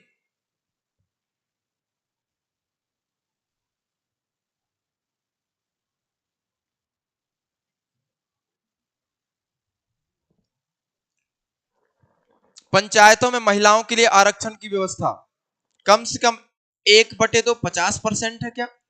कम से कम 2/3 66.6% है क्या? कम से कम 1/3 33.3% है क्या? कि है ही नहीं?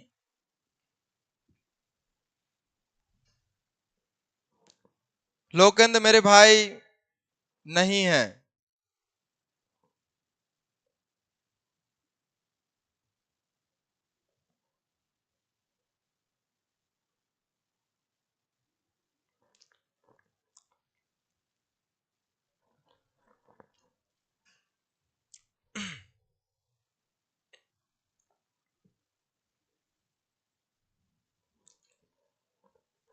आप लोगों से बार बार बोलते हैं, आप जितने लोग भी देखते हैं एटलीस्ट आपको लाइक करना है, शेयर भी करना है। यदि आपने चैनल को सब्सक्राइब नहीं किया है तो सब्सक्राइब कर दीजिए, बेल आइकॉन भी दबा के रखना है ताकि जब भी क्लास हो आपको नोटिफिकेशन आप तक पहुंच सके। आपको इतनी प्रोसेस आपकी तरफ से करनी है। चलिए इसका उत्तर करिए, महिलाओं के लिए आरक्षण। संविधान का भाग 9 शीर्षक क्या है इसका? पंचायतें। इसका शीर्षक क्या है? पंचायतें। यहां पर एक अनुच्छेद है इसके अंतर्गत, आर्टिकल या अनुच्छेद 243D, जो बोलता है पंचायतों में आरक्षण, जो बात करता है पंचायतों में आरक्षण की। यहां पर बोला गया है अनुसूचित जाति, शेड्यूल कास्ट, अनुसूचित जनजाति, शेड्यूल ट्राइब तथा वुमेन तथा महिलाओं के लिए अनिवार्य रूप से संविधान में आरक्षण होगा। तो पंचायतों में अनुसूचित जाति, जनजाति और महिलाओं को आरक्षण है। बोला गया है कि अनुसूचित जाति और जनजाति को जितनी उनकी जनसंख्या है उसके अनुपात में आरक्षण दिया जाएगा। यदि 20% मध्य प्रदेश में एसटी की जनसंख्या है तो पूरे मध्य प्रदेश में 20% सरपंच किसके होंगे? एसटी के। यदि एससी की जनसंख्या 15% है तो पूरे मध्य प्रदेश में सरपंच कितने होंगे? 15%। तो जनसंख्या के अनुपात में अनुसूचित जाति जनजाति को बोला गया है सभी सीटों में से कम 1/3 सीटें किसको आरक्षित की जाएंगी? महिलाओं को। मध्य प्रदेश ने तो एक कदम आगे बढ़कर के काम किया है, 1/3 के स्थान पर कितना कर दिया है? 50%। यदि प्रश्न आता है कि मध्य प्रदेश में महिलाओं को कितना परसेंट आरक्षण है पंचायत में, तो आंसर होगा 50%, मतलब 1/2। यदि सिंपल प्रश्न आता है संविधान में कितना आरक्षण दिया गया है, तो बोला गया कम से कम 1/3 दो, आप ज्यादा से ज्यादा तो पूरा दे दो, कोई दिक्कत नहीं है। और पहला राज्य बिहार है जो 50% आरक्षण दे रहा है। मध्य प्रदेश भी 50% देता है। हर हर महादेव। तो कितना आरक्षण है महिलाओं को? 33%। पंचायतों में, नगर पालिकाओं में, लोकसभा और विधानसभा में भी आरक्षण मिलने वाला है। कानून बन गया है, संविधान में संशोधन हो गया है, बस उसको लागू करना है तो महिलाओं को वहां भी आरक्षण मिल जाएगा।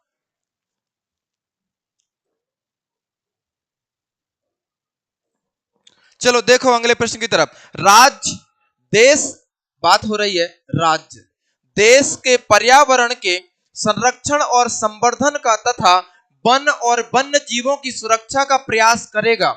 इधर जो राज्य शब्द लिखा है, ये राज्य शब्द अलग प्रकार का राज्य है, ये एमपी यूपी टाइप का राज्य नहीं है। इधर राज्य का मतलब है सभी सरकारों की बात हो रही है। जितनी भी देश के अंदर सरकारें पाई जाती हैं, चाहे केंद्रीय सरकार हो, राज्य की सरकार हो, पंचायतों की सरकार हो, नगर पालिकाओं की सरकार, उनको बोला गया है कि आपको पर्यावरण को, बचाना है, उसको बढ़ाना है, और वनों को और वन्य जीव को सुरक्षित करना, कोई मारे नहीं। और इसके लिए आपने देखा होगा सरकारें क्या बनाती हैं, क्या बनाती हैं? जैव मंडल आरक्षित क्षेत्र। सरकारें क्या बनाती हैं? जैव मंडल आरक्षित क्षेत्र। जैव मंडल आरक्षित क्षेत्र बनाए जाते हैं, राष्ट्रीय उद्यान बनाए जाते हैं, राष्ट्रीय उद्यान बनाए जाते हैं, वन्य जीव अभ्यारण्य बनाए जाते हैं, वन्य जीव अभ्यारण्य बनाए जाते हैं। आपने देखो टाइगर रिजर्व होते हैं, एलिफेंट रिजर्व होते हैं, सोन चिरैया, खरमोर, घड़ियाल, सांप, तितली, सबके संरक्षण के लिए सरकार काम कर रही है। तो कहां से ये ताकत मिलती है? किसने बोला है ऐसा करने के लिए? तो संविधान का आर्टिकल 48A गवर्न करता है। अनुच्छेद 48A ये मूल संविधान में नहीं था, इसको बाद में जोड़ा गया 42वें संविधान संशोधन 1976 के द्वारा, और बोला गया कि सरकारों का काम है पर्यावरण को बचाए और जीवों को बचाए, और बचाने के लिए सरकार क्या करती है? जैव मंडल बायोस्फीयर रिजर्व, नेशनल पार्क बनाती है, वाइल्ड लाइफ सेंचुरी बनाती है, टाइगर रिजर्व घोषित करती है, एलिफेंट रिजर्व घोषित करती है, ये सब। आर्टिकल 169 में क्या? कल हमने बात की थी विधान परिषद के बारे में, कल हमने बात की थी विधान परिषद के बारे में। आर्टिकल 169 में विधान परिषद को बनाने की मतलब गठन और उत्साधन की बात होती है कि संसद कानून बनाकर के विधान परिषद को बना सकती है और मिटा सकती है। ये फनी जी का प्रश्न है कि आर्टिकल 169 में क्या है? तो आर्टिकल 169 में विधान परिषद है, संसद बनाती है जब राज्य विधानसभा ऐसा करने की बात करती है। और अनुच्छेद 47, हाँ, पोषण से संबंधित, बहुत बढ़िया, पोषण, आहार और जीवन स्तर को ऊंचा उठाने के लिए संविधान का अनुच्छेद 47 है। और आपको ये बताना है ये सभी अनुच्छेद किस भाग में आएंगे? ये सभी अनुच्छेद किस भाग में आएंगे? तो ये सभी अनुच्छेद आते हैं भाग 4, जिसको कहते हैं राज्य के नीति निदेशक तत्व। राज्य के नीति निदेशक, राज्य के नीति निदेशक तत्व।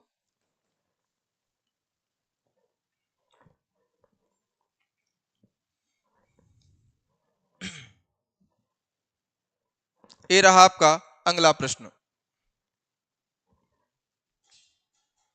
पढ़िए और उत्तर करिए। संविधान में सहकारी समिति, कोऑपरेटिव सोसाइटी, आपने देखा को स्व सहायता समूह बनते हैं, और बैंक भी देखे होंगे, सहकारी बैंक, मर्यादित जिला, ये फलान ढिपकाना, ये सब होता है, ये सब सहकारी समितियां हैं। आपने अमूल दूध, सांची दूध, इसमें सहकारी समिति शब्द लिखा देखा होगा। तो सहकारी समिति संबंधी उपबंध जोड़े गए संविधान में किस संशोधन के द्वारा जोड़े गए? हाँ, नीति निदेशक तत्व तो आयरलैंड से लिए गए हैं। इसका उत्तर करो।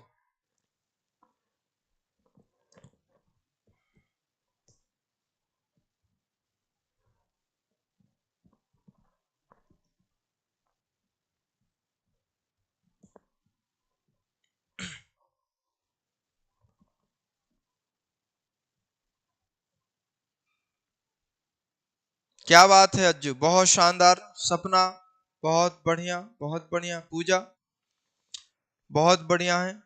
पूजा बिल्कुल। सपना, निहाल, निहाल का गलत है, ये नहीं है निहाल भाई। और शिवानी का सही है। बिंदा जी, ये नहीं है, ये नहीं है, इसका ये आंसर नहीं है।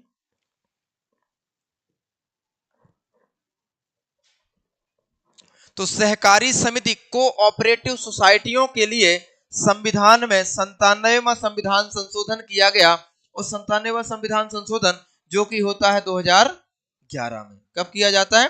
2011 में। और इसके द्वारा संविधान में एक नया भाग जोड़ा गया। कुछ नया सीखना, आप याद कर लेना। संविधान का भाग 9B, संविधान का भाग 9B किससे संबंधित है?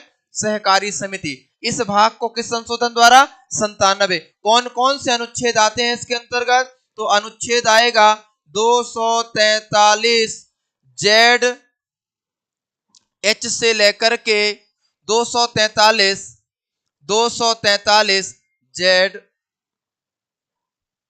टी तक। कहां पर है सहकारी समिति? भाग 9B 97वां संविधान संशोधन द्वारा जोड़ा गया। और इसमें अनुच्छेद 243 जेड एच से लेकर के 243 जेड टी तक के अनुच्छेद जोड़े गए हैं। सहकारी। इसके अलावा संविधान में एक और आर्टिकल है जहां पर सहकारी समिति है, एक और आर्टिकल है जहां पर सहकारी समिति है, वो है आपका अनुच्छेद 19 एक ABC। घर में जाकर के या किताब खोल करके एक बार देखिएगा कि 19(1)C में क्या है लिखा हुआ है, संगम बनाने की, संघ बनाने की तथा सहकारी समिति बनाने की स्वतंत्रता होगी, स्वतंत्रता के मौलिक अधिकार में दिया हुआ है अनुच्छेद 19(1)C के अंतर्गत। और कहां पर दिया है, दूसरी जगह भाग 9B के अंतर्गत अनुच्छेद 243Z(H) से लेकर के 243Z(T) तक। देखते हैं अगला सवाल।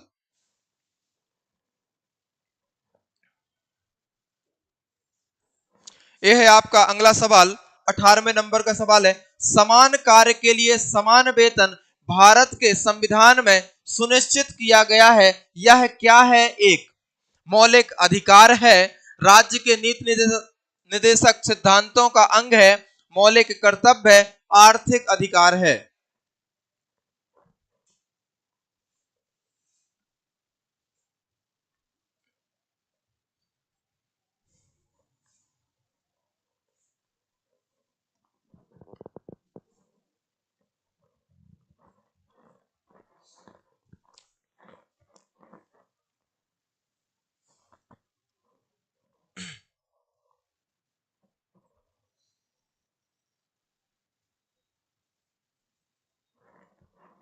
बी लगा रहे हैं बहुत सारे लोग, सभी लोग बी लगा रहे हैं, सभी लोग बी लगा रहे हैं।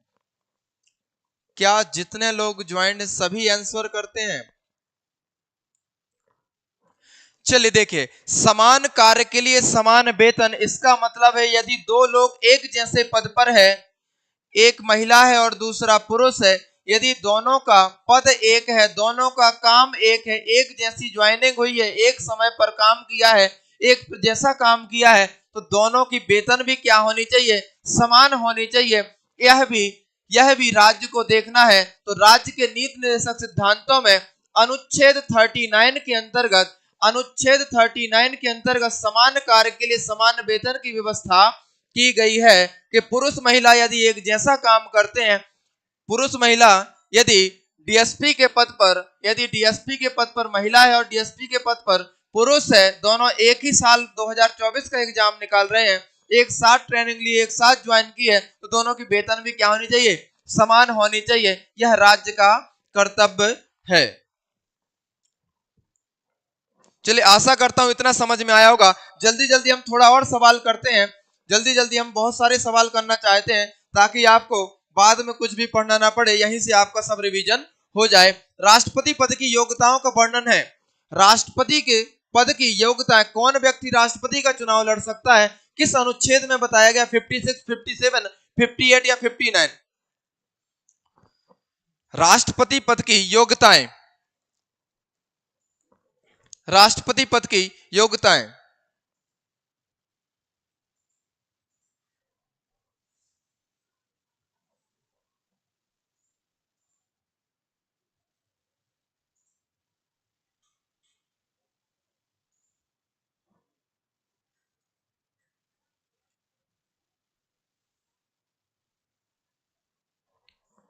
वाह, बहुत शानदार, बहुत बढ़िया। एसके फनी, सनी है या फनी है? हाँ, फनी, वेरी फनी, बहुत बढ़िया है, बहुत शानदार। 58 सही है आपका, बहुत बढ़िया। 58, 35 साल एज है, बहुत बढ़िया।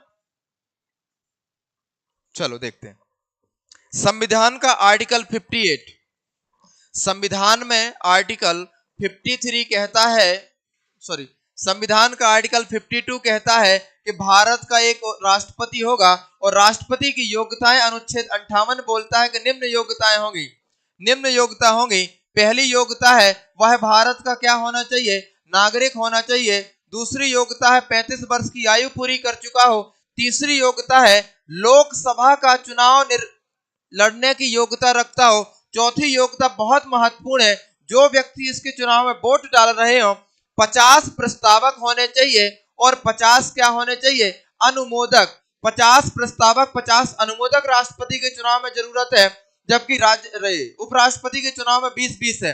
किसी भी प्रकार के लाभ के पद पर ना हो और इसको 15,000 रुपए आरबीआई में जमानत राशि के रूप में जमा करनी होगी। तो राष्ट्रपति की योग्यताएं 58 में है।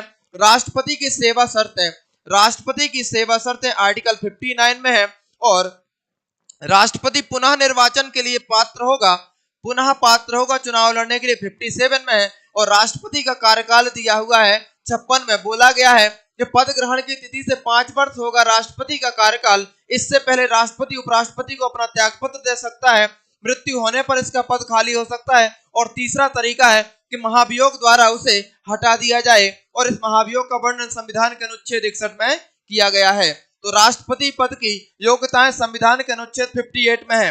योग्यता है वह भारत का नागरिक हो, 35 वर्ष की आयु पूरी कर चुका हो और लोकसभा चुनाव लड़ने की योग्यता रखता हो, 50 प्रस्तावक 50 अनुमोदक हो, लाभ के पद पर ना हो और आरबीआई में 15,000 रुपए जमानत राशि के रूप में भी रख दिए हो। यह है आपका अगला प्रश्न। निम्न में से किसने कार्यवाहक राष्ट्रपति के रूप में कार्य नहीं किया? निम्नलिखित में से किसने कार्यवाहक राष्ट्रपति के रूप में काम नहीं किया? आज तक 3 बार ही कार्यवाहक राष्ट्रपति हुए हैं। 3 ही कार्यवाहक राष्ट्रपति हुए हैं। किसने नहीं किया है?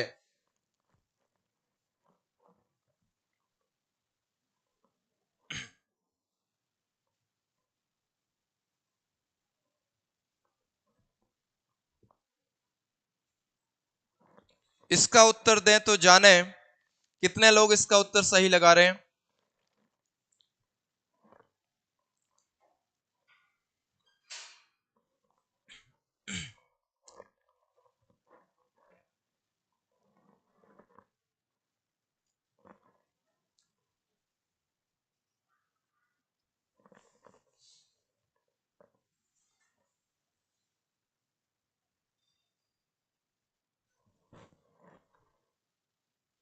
क्वेश्चन को ध्यान से पढ़ें। क्वेश्चन पूछा जा रहा है कौन कार्यवाहक राष्ट्रपति नहीं थे? याद रखिएगा, बीबी गिरी थे, बीडी जत्ती थे और मोहम्मद हिदायतुल्लाह। कार्यकाल के दौरान जब जाकिर हुसैन साहब की मृत्यु होती है, जाकिर हुसैन की जब मृत्यु होती है कार्यकाल के दौरान, तो उस समय उपराष्ट्रपति हुआ करते थे बीबी गिरी। तो बीबी गिरी ने सबसे पहले कार्यवाहक राष्ट्रपति के रूप में काम किया। जब इनको राष्ट्रपति के चुनाव में भाग लेना था, चुनाव लड़ना था, तो इन्होंने कार्यवाहक राष्ट्रपति और उपराष्ट्रपति के पद से त्यागपत्र दिया। तो यहाँ पर उस समय सुप्रीम कोर्ट के मुख्य न्यायाधीश मोहम्मद हिदायतुल्लाह होते थे, तो उन्होंने कार्यवाहक राष्ट्रपति के रूप में काम किया। तो जब जाकिर हुसैन साहब की मृत्यु हुई तो पहली बार कार्यवाहक कौन बने? बीबी गिरी। जब इन्होंने त्यागपत्र दिया तो कार्यवाहक राष्ट्रपति कौन बने? मोहम्मद हिदायतुल्लाह। जब फखरुद्दीन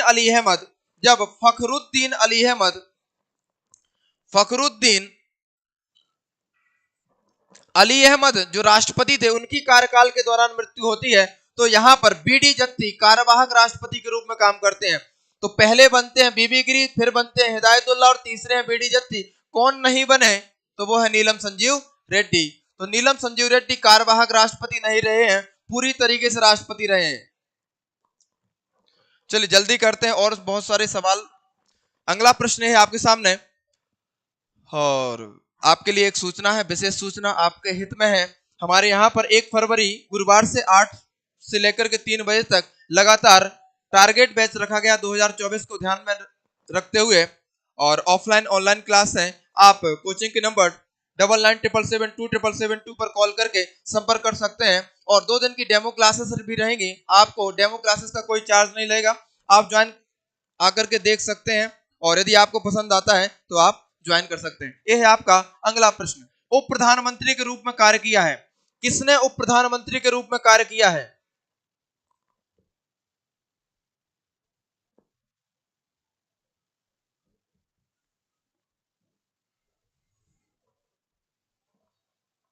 किसने उप प्रधानमंत्री के रूप में कार्य किया है?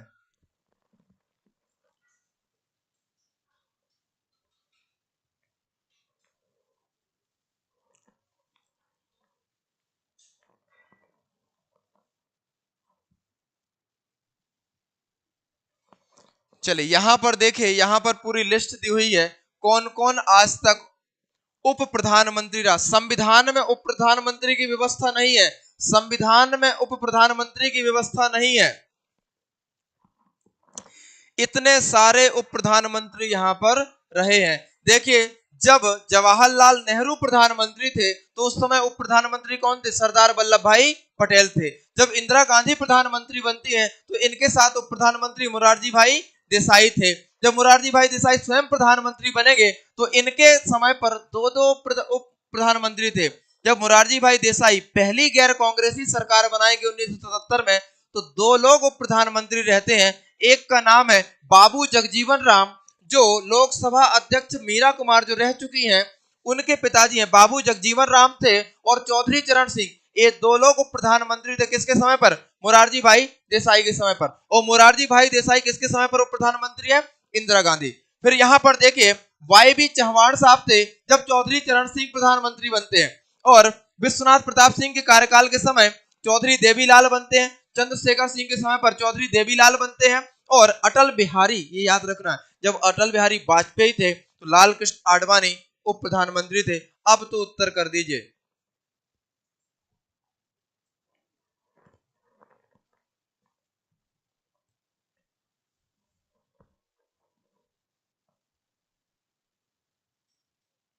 बिल्कुल, मीरा कुमार जी के पिताजी हैं। उप प्रधानमंत्री का काम कुछ नहीं है, संविधान में इसका कोई वर्णन नहीं है। तुष्टीकरण के लिए, किसके लिए पद बनाया जाता है? तुष्टीकरण के लिए। तुष्टीकरण का मतलब है राजनीति में सभी चाहते हैं प्रधानमंत्री बनना, बनेगा तो कोई एक ही। तो अब दो तीन लोग उम्मीदवार हैं तो उनको संतुष्ट करना है, तो भाई साहब ये प्रधानमंत्री बन गया है, तुम उप प्रधानमंत्री बन जाओ, तो वो उप से ही खुश हो जाता है। कोई काम नहीं है, सब फर्जी बातें हैं। यदि काम होता तो संविधान सभा में दिग्गज लोग बैठे थे, वो इस पद को परमानेंट करते कि उप प्रधानमंत्री चाहिए। जैसे राष्ट्रपति के साथ उपराष्ट्रपति है, आपने प्रधानमंत्री के साथ उप प्रधानमंत्री की व्यवस्था नहीं देखी होगी। आपने मुख्यमंत्री के साथ उप मुख्यमंत्री नहीं पढ़ा होगा संविधान में। यह सिर्फ तुष्टीकरण के लिए है, राजनीति में खुश करने के लिए व्यवस्थाएं हैं। संविधान में कहीं पर उप प्रधानमंत्री मुख्यमंत्री की व्यवस्था नहीं है। जय हो भैया, जय हो, जय हो। तो आंसर क्या हो जाएगा? गुलजारी लाल नंदा, गुलजारी लाल नंदा, गुलजारी लाल नंदा, सॉरी, मुरारजी भाई देसाई। कौन होंगे? मुरारजी भाई देसाई। जब यहां पर इंदिरा गांधी प्रधानमंत्री थी तो उस समय उप प्रधानमंत्री कौन थे? मुरारजी देसाई, सॉरी। तो आंसर इसका हो जाएगा मुरारजी देसाई। क्या हम और प्रश्न करें या फिर क्लास को यहां पर ऑफ करें? क्या आप लोग थक गए हैं या कुछ और प्रश्न कर सकते हैं? आप लोग कमेंट करके बताइएगा। और यदि आप लोग तैयार रहेंगे तो कुछ प्रश्न और हम कर लेंगे, नहीं तो हम क्लास 23 तारीख को रखेंगे। हाँ, इनको भी सैलरी मिलती है, कैबिनेट मंत्री की सैलरी मिलती है। जो उप प्रधानमंत्री होता है उसको कैबिनेट मंत्री की सैलरी बोलती है। और फनी का सवाल क्या है? पंचायत में है सर या नहीं? राम राम भैया, राम राम भैया। चलो, लोग तैयार हैं तो हम लोग और भी सवाल करते हैं। आज हमारे पास समय, और मैं चाहता हूं ज्यादा से ज्यादा आपके पास पॉलिटी के सवाल हो तो आप अभी भी देख लें, और बाद में घर जाकर के एग्जाम के पहले भी थोड़ा सा फॉरवर्ड करके आप जल्दी जल्दी देखें, तो ज्यादा से ज्यादा आपका क्या हो सके? रिवीजन हो सके। चलो, नहीं थके हैं? चलो, मैं भी नहीं थका हूं। यदि आप नहीं थके हैं तो मैं भी नहीं थका हूं। आप थक जाएंगे तो उससे पहले मैं थक जाऊंगा। ये रहा आपका अगला प्रश्न।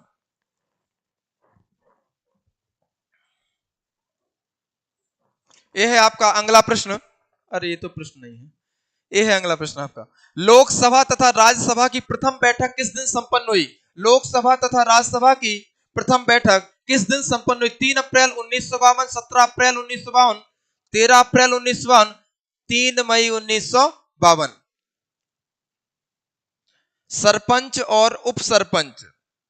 हाँ, संविधान में उप सरपंच की भी व्यवस्था नहीं है। संविधान में सरपंच शब्द भी नहीं लिखा है। संविधान में सरपंच को लिखा हुआ है ग्राम पंचायत अध्यक्ष। क्या लिखा हुआ है? ग्राम पंचायत अध्यक्ष। उप सरपंच नहीं लिखा है। चल, इसका उत्तर करिए। तो चलिए देखते हैं, इसको कमेंट कर दीजिए। तो लोकसभा राज्यसभा जो हमारी राज्यसभा है उसका गठन होता है, राज्यसभा का गठन 13 अप्रैल 1952 को होगा और लोकसभा का गठन एक्सट्रीमली सॉरी राज्यसभा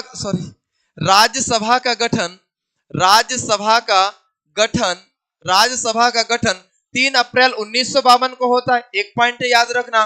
दूसरा लोकसभा का गठन मतलब पहली बार बनाई गई होगी। लोकसभा का गठन 17 अप्रैल 1952 को होता है और इन दोनों सदनों की प्रथम बैठक जब पहली बार जाके बैठे होंगे सभा में वो थी 3 मई 1952।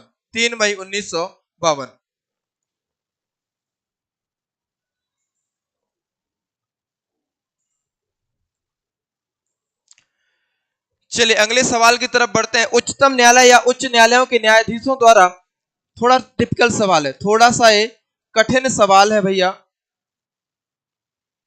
थोड़ा सा कठिन सवाल है। उच्चतम न्यायालय मतलब सुप्रीम कोर्ट या हाई कोर्ट के न्यायाधीशों द्वारा जो भी अपने कर्तव्य निभाए जाते हैं या कर्तव्यों का निर्वहन में किए गए किसी आचरण के लिए संबंध में संसद में चर्चा की जा सकती है, नहीं की जा सकती है, सिवाय कब की जा सकती है? उनके विरुद्ध हटाने की प्रक्रिया चल रही हो या बी और सी दोनों। पहले राज्यसभा के सभापति राधाकृष्णन।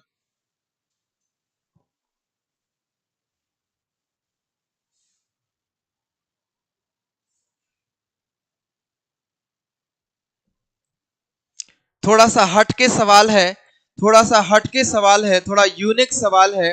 पीएससी एक ना एक प्रश्न इस प्रकार का डालता है। जैसे लास्ट टाइम उसने सवाल पूछा था लोक सेवा आयोग के कार्य पूछे थे, एक बार उसने सीएजी के कार्य भी पूछे। ऐसा ही एक सवाल संसद से रिलेटेड है, आप इसको याद कर लीजिएगा। संविधान का अनुच्छेद 121 कहता है कि संसद तब तक सुप्रीम कोर्ट हाई कोर्ट के जजों के बारे में चर्चा नहीं कर सकती तब जब तक उसके हटाने का प्रस्ताव न चल रहा हो। मतलब चर्चा नहीं कर सकती है वो, कब चर्चा कर सकती है? जब हटाने का प्रस्ताव हो। मतलब बी भी सही है और सी भी सही है, बी भी सही है और सी भी सही है, बी भी सही है और सी भी सही है। थोड़ा सा हटके सवाल है। आर्टिकल 121 कहता है कि संसद सुप्रीम कोर्ट हाई कोर्ट के जजों के बारे में कुछ भी वार्तालाप संसद के अंदर नहीं कर सकती। बिल्कुल स्पष्ट मना किया गया। कब करेगी? जब इनको हटाने की बात चल रही हो, हटाने का प्रस्ताव चल रहा हो, महाभियोग जैसी प्रक्रिया चल रही हो, तभी चर्चा हो सकती है। बहुत महत्वपूर्ण सवाल था ये, इसको याद कर लो, इसको रट्टा मारो। एक और सवाल करते हैं 24वां। निम्न में से किस प्रधानमंत्री को लोकसभा में विश्वास प्रस्ताव कॉन्फिडेंस मोशन ना प्राप्त कर पाने के कारण त्यागपत्र देना पड़ा? निम्न में से किस प्रधानमंत्री को लोकसभा में विश्वास मत ना प्राप्त कर पाने के कारण त्यागपत्र देना पड़ा? याद करिएगा आर्टिकल 74 की हम चर्चा कर रहे थे कि यहां पर राष्ट्रपति को सलाह देने के लिए एक मंत्री परिषद होगी और इस मंत्री परिषद का जो हेड होगा उसे कहा जाएगा प्रधानमंत्री। इस प्रधानमंत्री की जो नियुक्ति है वह नियुक्ति कौन करता है? राष्ट्रपति करता। किसे राष्ट्रपति प्रधानमंत्री बनाएगा? जो लोकसभा में बहुमत दल का नेता होगा, वही प्रधानमंत्री बनेगा। मतलब इसको प्रधानमंत्री बनने के लिए क्या बताना पड़ेगा? बहुमत। क्या बताना पड़ेगा? विश्वास। कि भाई साहब लोकसभा की 543 सीटों में से 272 मेरे पीछे खड़े हैं, इसको कहते हैं विश्वास मत। यदि किसी के पीछे 272 खड़े हैं तो ही प्रधानमंत्री रहेगा। यदि वह संसद में 272 का आंकड़ा नहीं बता पाता, मतलब विश्वास दिखाने में फेल हो गया, उसकी सरकार गिर जाएगी। किसकी सरकार? यहां पर जिसको त्यागपत्र देना पड़ा हो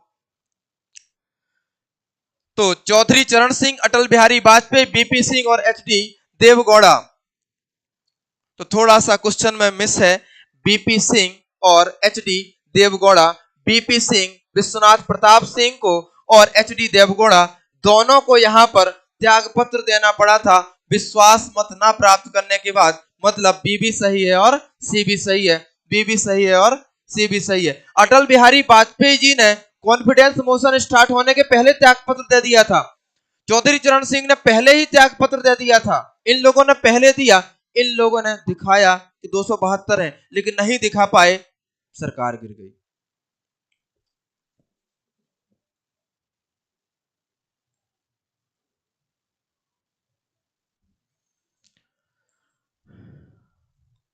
चलिए, लोकसभा के प्रथम अध्यक्ष कौन थे? लोकसभा के प्रथम अध्यक्ष कौन थे?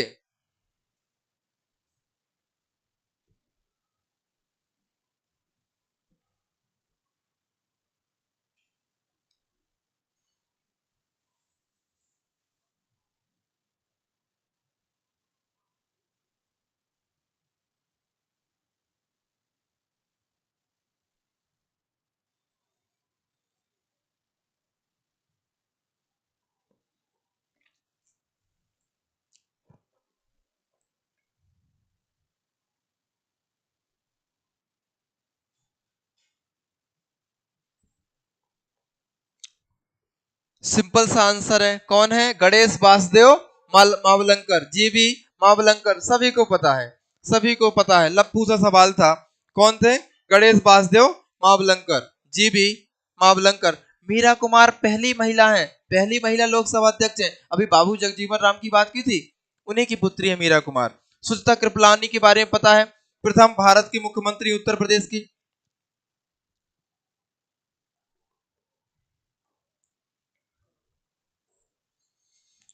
चलिए, एक और सवाल, किस संविधान संशोधन के द्वारा आंग्ल भारतीय समुदाय के सदस्यों के मनोनीत की व्यवस्था समाप्त कर दी? आपको पता होना चाहिए, विधानसभा में एक व्यक्ति और लोकसभा में 2 व्यक्तियों को, आंग्ल भारतीय समुदायों के व्यक्तियों को मनोनीत किया जाता था। आर्टिकल 331 के अंतर्गत लोकसभा और आर्टिकल 333 के अंतर्गत विधानसभा में इस व्यवस्था को समाप्त कर दिया गया। किस संविधान संशोधन? 102, 103, 104 और 105।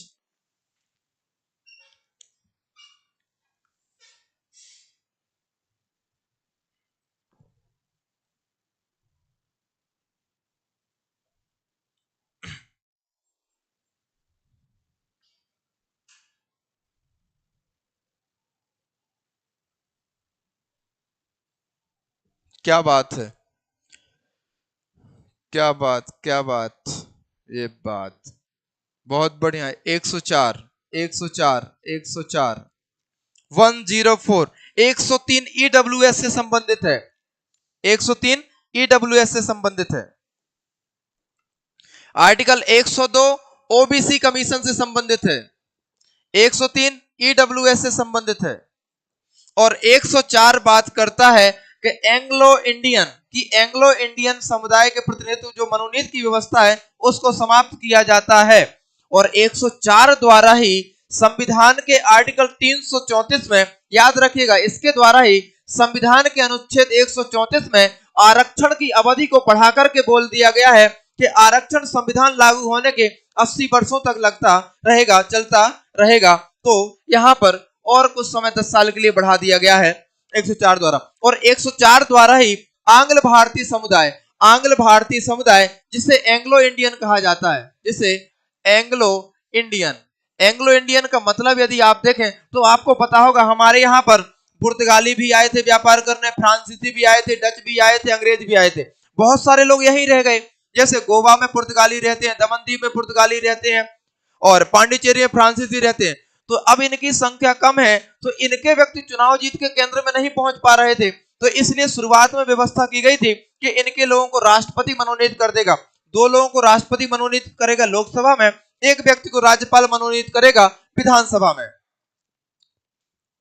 ठीक, तो 104 द्वारा यह व्यवस्था समाप्त कर दी गई है।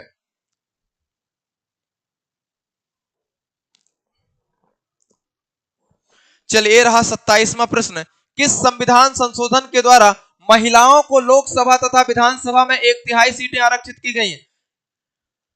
अभी तक संविधान में महिलाओं को लोकसभा विधानसभा में आरक्षण की व्यवस्था नहीं थी।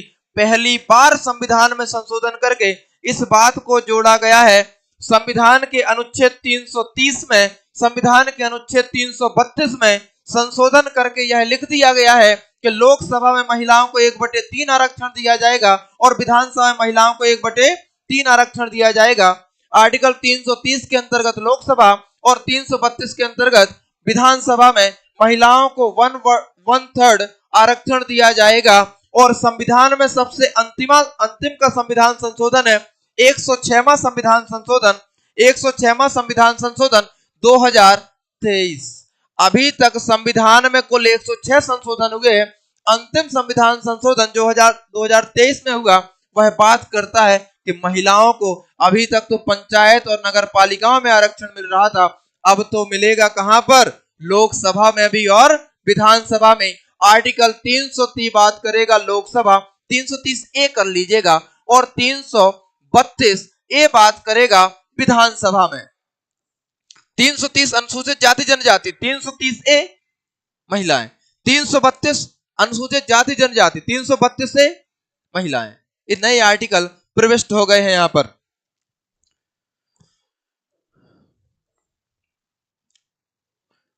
चलिए ये रहा एक और प्रश्न, राज्यपाल विधान परिषद में कितने सदस्यों को मनोनीत करता है? राज्यपाल विधान परिषद में कितने सदस्यों को मनोनीत करता है? 1/3, 1/6, 1/12, 1/2।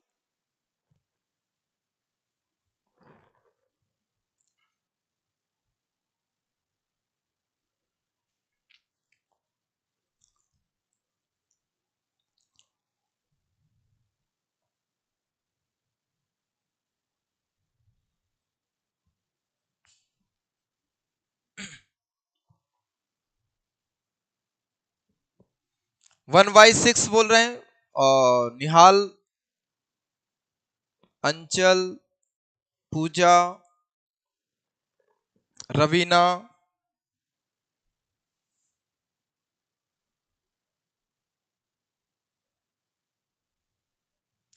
देखिए यूनिट 6 में जो अब चेंज करके लिख दिया गया है संविधान सभा से शुरुआत, तो देखिए जब संविधान सभा हम बनाएंगे तो हम संविधान सभा उड़ती हुई तो बन नहीं जाएगी, कहीं ना कहीं संविधान का विकास होगा। और इसलिए आपको 1773 से टू द पॉइंट पढ़ लीजिएगा, ज्यादा अंदर जाने की जरूरत नहीं है। 1773 एक्ट से थोड़ा सा पृष्ठभूमि पढ़ेंगे आप तो इतिहास पढ़ने में भी आसानी होगी और आपको पॉलिटी पढ़ने में भी आसानी होगी। तो आप 1773 का रेगुलेटिंग एक्ट, 1784 का पिट्स इंडिया एक्ट, 1793 का 1813, 1833, टू द पॉइंट कुछ कुछ बातें हैं, एक एक दो पॉइंट इनके पढ़ लीजिएगा और दिमाग में रखिएगा, तो आपको ऑप्शन हटाने में सहूलियत होगी।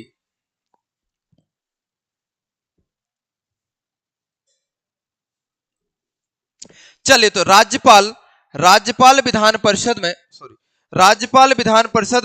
1/6 लोगों को मनोनीत करता है। राज्यपाल विधान परिषद में 1/6 लोगों को विज्ञान, कला, साहित्य, समाज सेवा तथा सहकारिता। राष्ट्रपति राज्यसभा में 12 लोगों को मनोनीत करता है, विज्ञान, कला, साहित्य, समाज सेवा, सहकारिता नहीं। लेकिन राज्यपाल विधान परिषद में 1/6 लोगों को मनोनीत करता है। नई चीज क्या जुड़ गई? सहकारिता। तो विधान परिषद के जो चुनाव होते हैं 1/3 अलग होंगे, 1/3 अलग होंगे, 1/6 अलग, 1/12 अलग और 1/12 अलग। जो पहले 1/3 है इनका चुनाव विधानसभा सदस्य करेंगे। जो 1/3 है इनका चुनाव पंचायत के लोग करेंगे। पंचायत और नगर पालिका से जो चुनाव जीत के आए हैं ना, पंच सरपंच और जो पार्षद है वो वोट डाल करके इनका चुनाव करेंगे। 1/6 का मनोनयन कौन करेगा? राज्यपाल करेगा।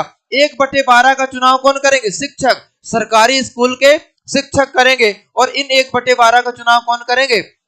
3 साल पूर्व स्नातक विद्यार्थी। तो विधान परिषद के शुरुआत के 1/3 के चुनाव में विधानसभा के विधायक वोट डाल रहे हैं। अगले 1/3 में पंचायत और नगर पालिका के लोग, मतलब पूरे पार्षद, पूरे महापौर, पंच, सरपंच, जनपद सदस्य, अध्यक्ष, ये सब लोग वोट डाल करके 1/3 का चुनाव करेंगे। 1/6 का मनोनयन किसने कर दिया? राज्यपाल ने। विज्ञान, कला, साहित्य, समाज सेवा और सहकारिता के क्षेत्र से, और 1/12 शिक्षक चयनित करेंगे, शिक्षक वोट डाल करके चुनेंगे, और अगले 1/12 का चुनाव विद्यार्थियों द्वारा किया जाएगा जो 3 वर्ष पूर्व स्नातक हो।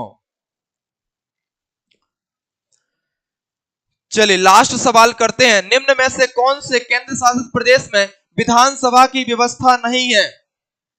8 केंद्र शासित प्रदेश हैं, जम्मू कश्मीर, लद्दाख, चंडीगढ़ और दिल्ली, दादरा एवं नगर हवेली, दमन एवं दीव है आपका, लक्षद्वीप है, पुदुचेरी है और अंडमान निकोबार। इन 8 में से 3 के पास विधानसभा है। 3 केंद्र शासित प्रदेशों के पास विधानसभा है। कौन से के पास है एक बार बताइए। और जिन लोगों ने अभी तक सेशन को लाइक नहीं किया है, लाइक कर दीजिएगा।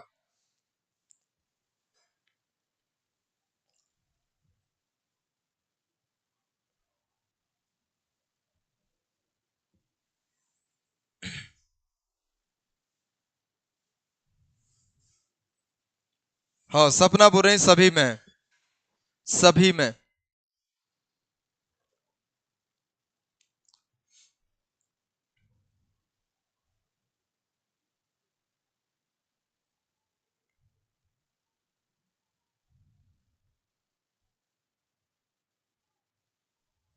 सभी में है, सोचो सोचो, बिल्कुल सही, सभी में है। तो क्वेश्चन क्या है? नहीं में। क्वेश्चन पढ़िएगा, क्वेश्चन पढ़िएगा, किसमें, किसमें जवाब देना है आपको? नहीं में। देखिए मुझसे भी पढ़ने में गलती हो जाती है ना, आपसे भी एग्जाम में हो जाती है, सबसे हो जाती है, इसलिए सवाल को 1-2 बार ध्यान से पढ़ें हम। निम्न में से कौन से केंद्र शासित प्रदेश में विधानसभा व्यवस्था नहीं है? नहीं है। दिल्ली में भी व्यवस्था है, बिल्कुल है। पांडिचेरी व्यवस्था बिल्कुल है। जम्मू कश्मीर में भी विधानसभा की व्यवस्था है, लेकिन दिक्कत क्या है? प्रस्तावित है। प्रस्तावित मतलब बनेगी, लेकिन व्यवस्था तो है, मतलब ये भी सही है। तो इसका आंसर क्या होगा? इनमें से कोई नहीं, इनमें से कोई नहीं। याद रखिएगा 3 केंद्र शासित प्रदेशों में विधानसभा है। जम्मू कश्मीर में लिख तो गया है कि वहां पर विधानसभा होगी, बनी नहीं है वो अलग बात, विधानसभा होगी। क्वेश्चन ये बात कर रहा है, विधानसभा होगी। प्रस्तावित का मतलब, देखिए प्रस्तावित का मतलब ये नहीं कि हवा में प्रस्तावित है।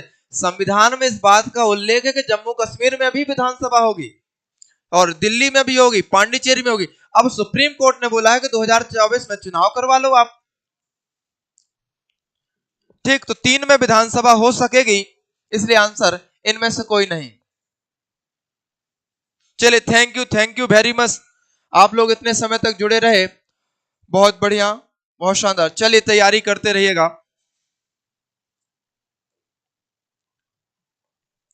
गुड नाइट सभी को, गुड नाइट।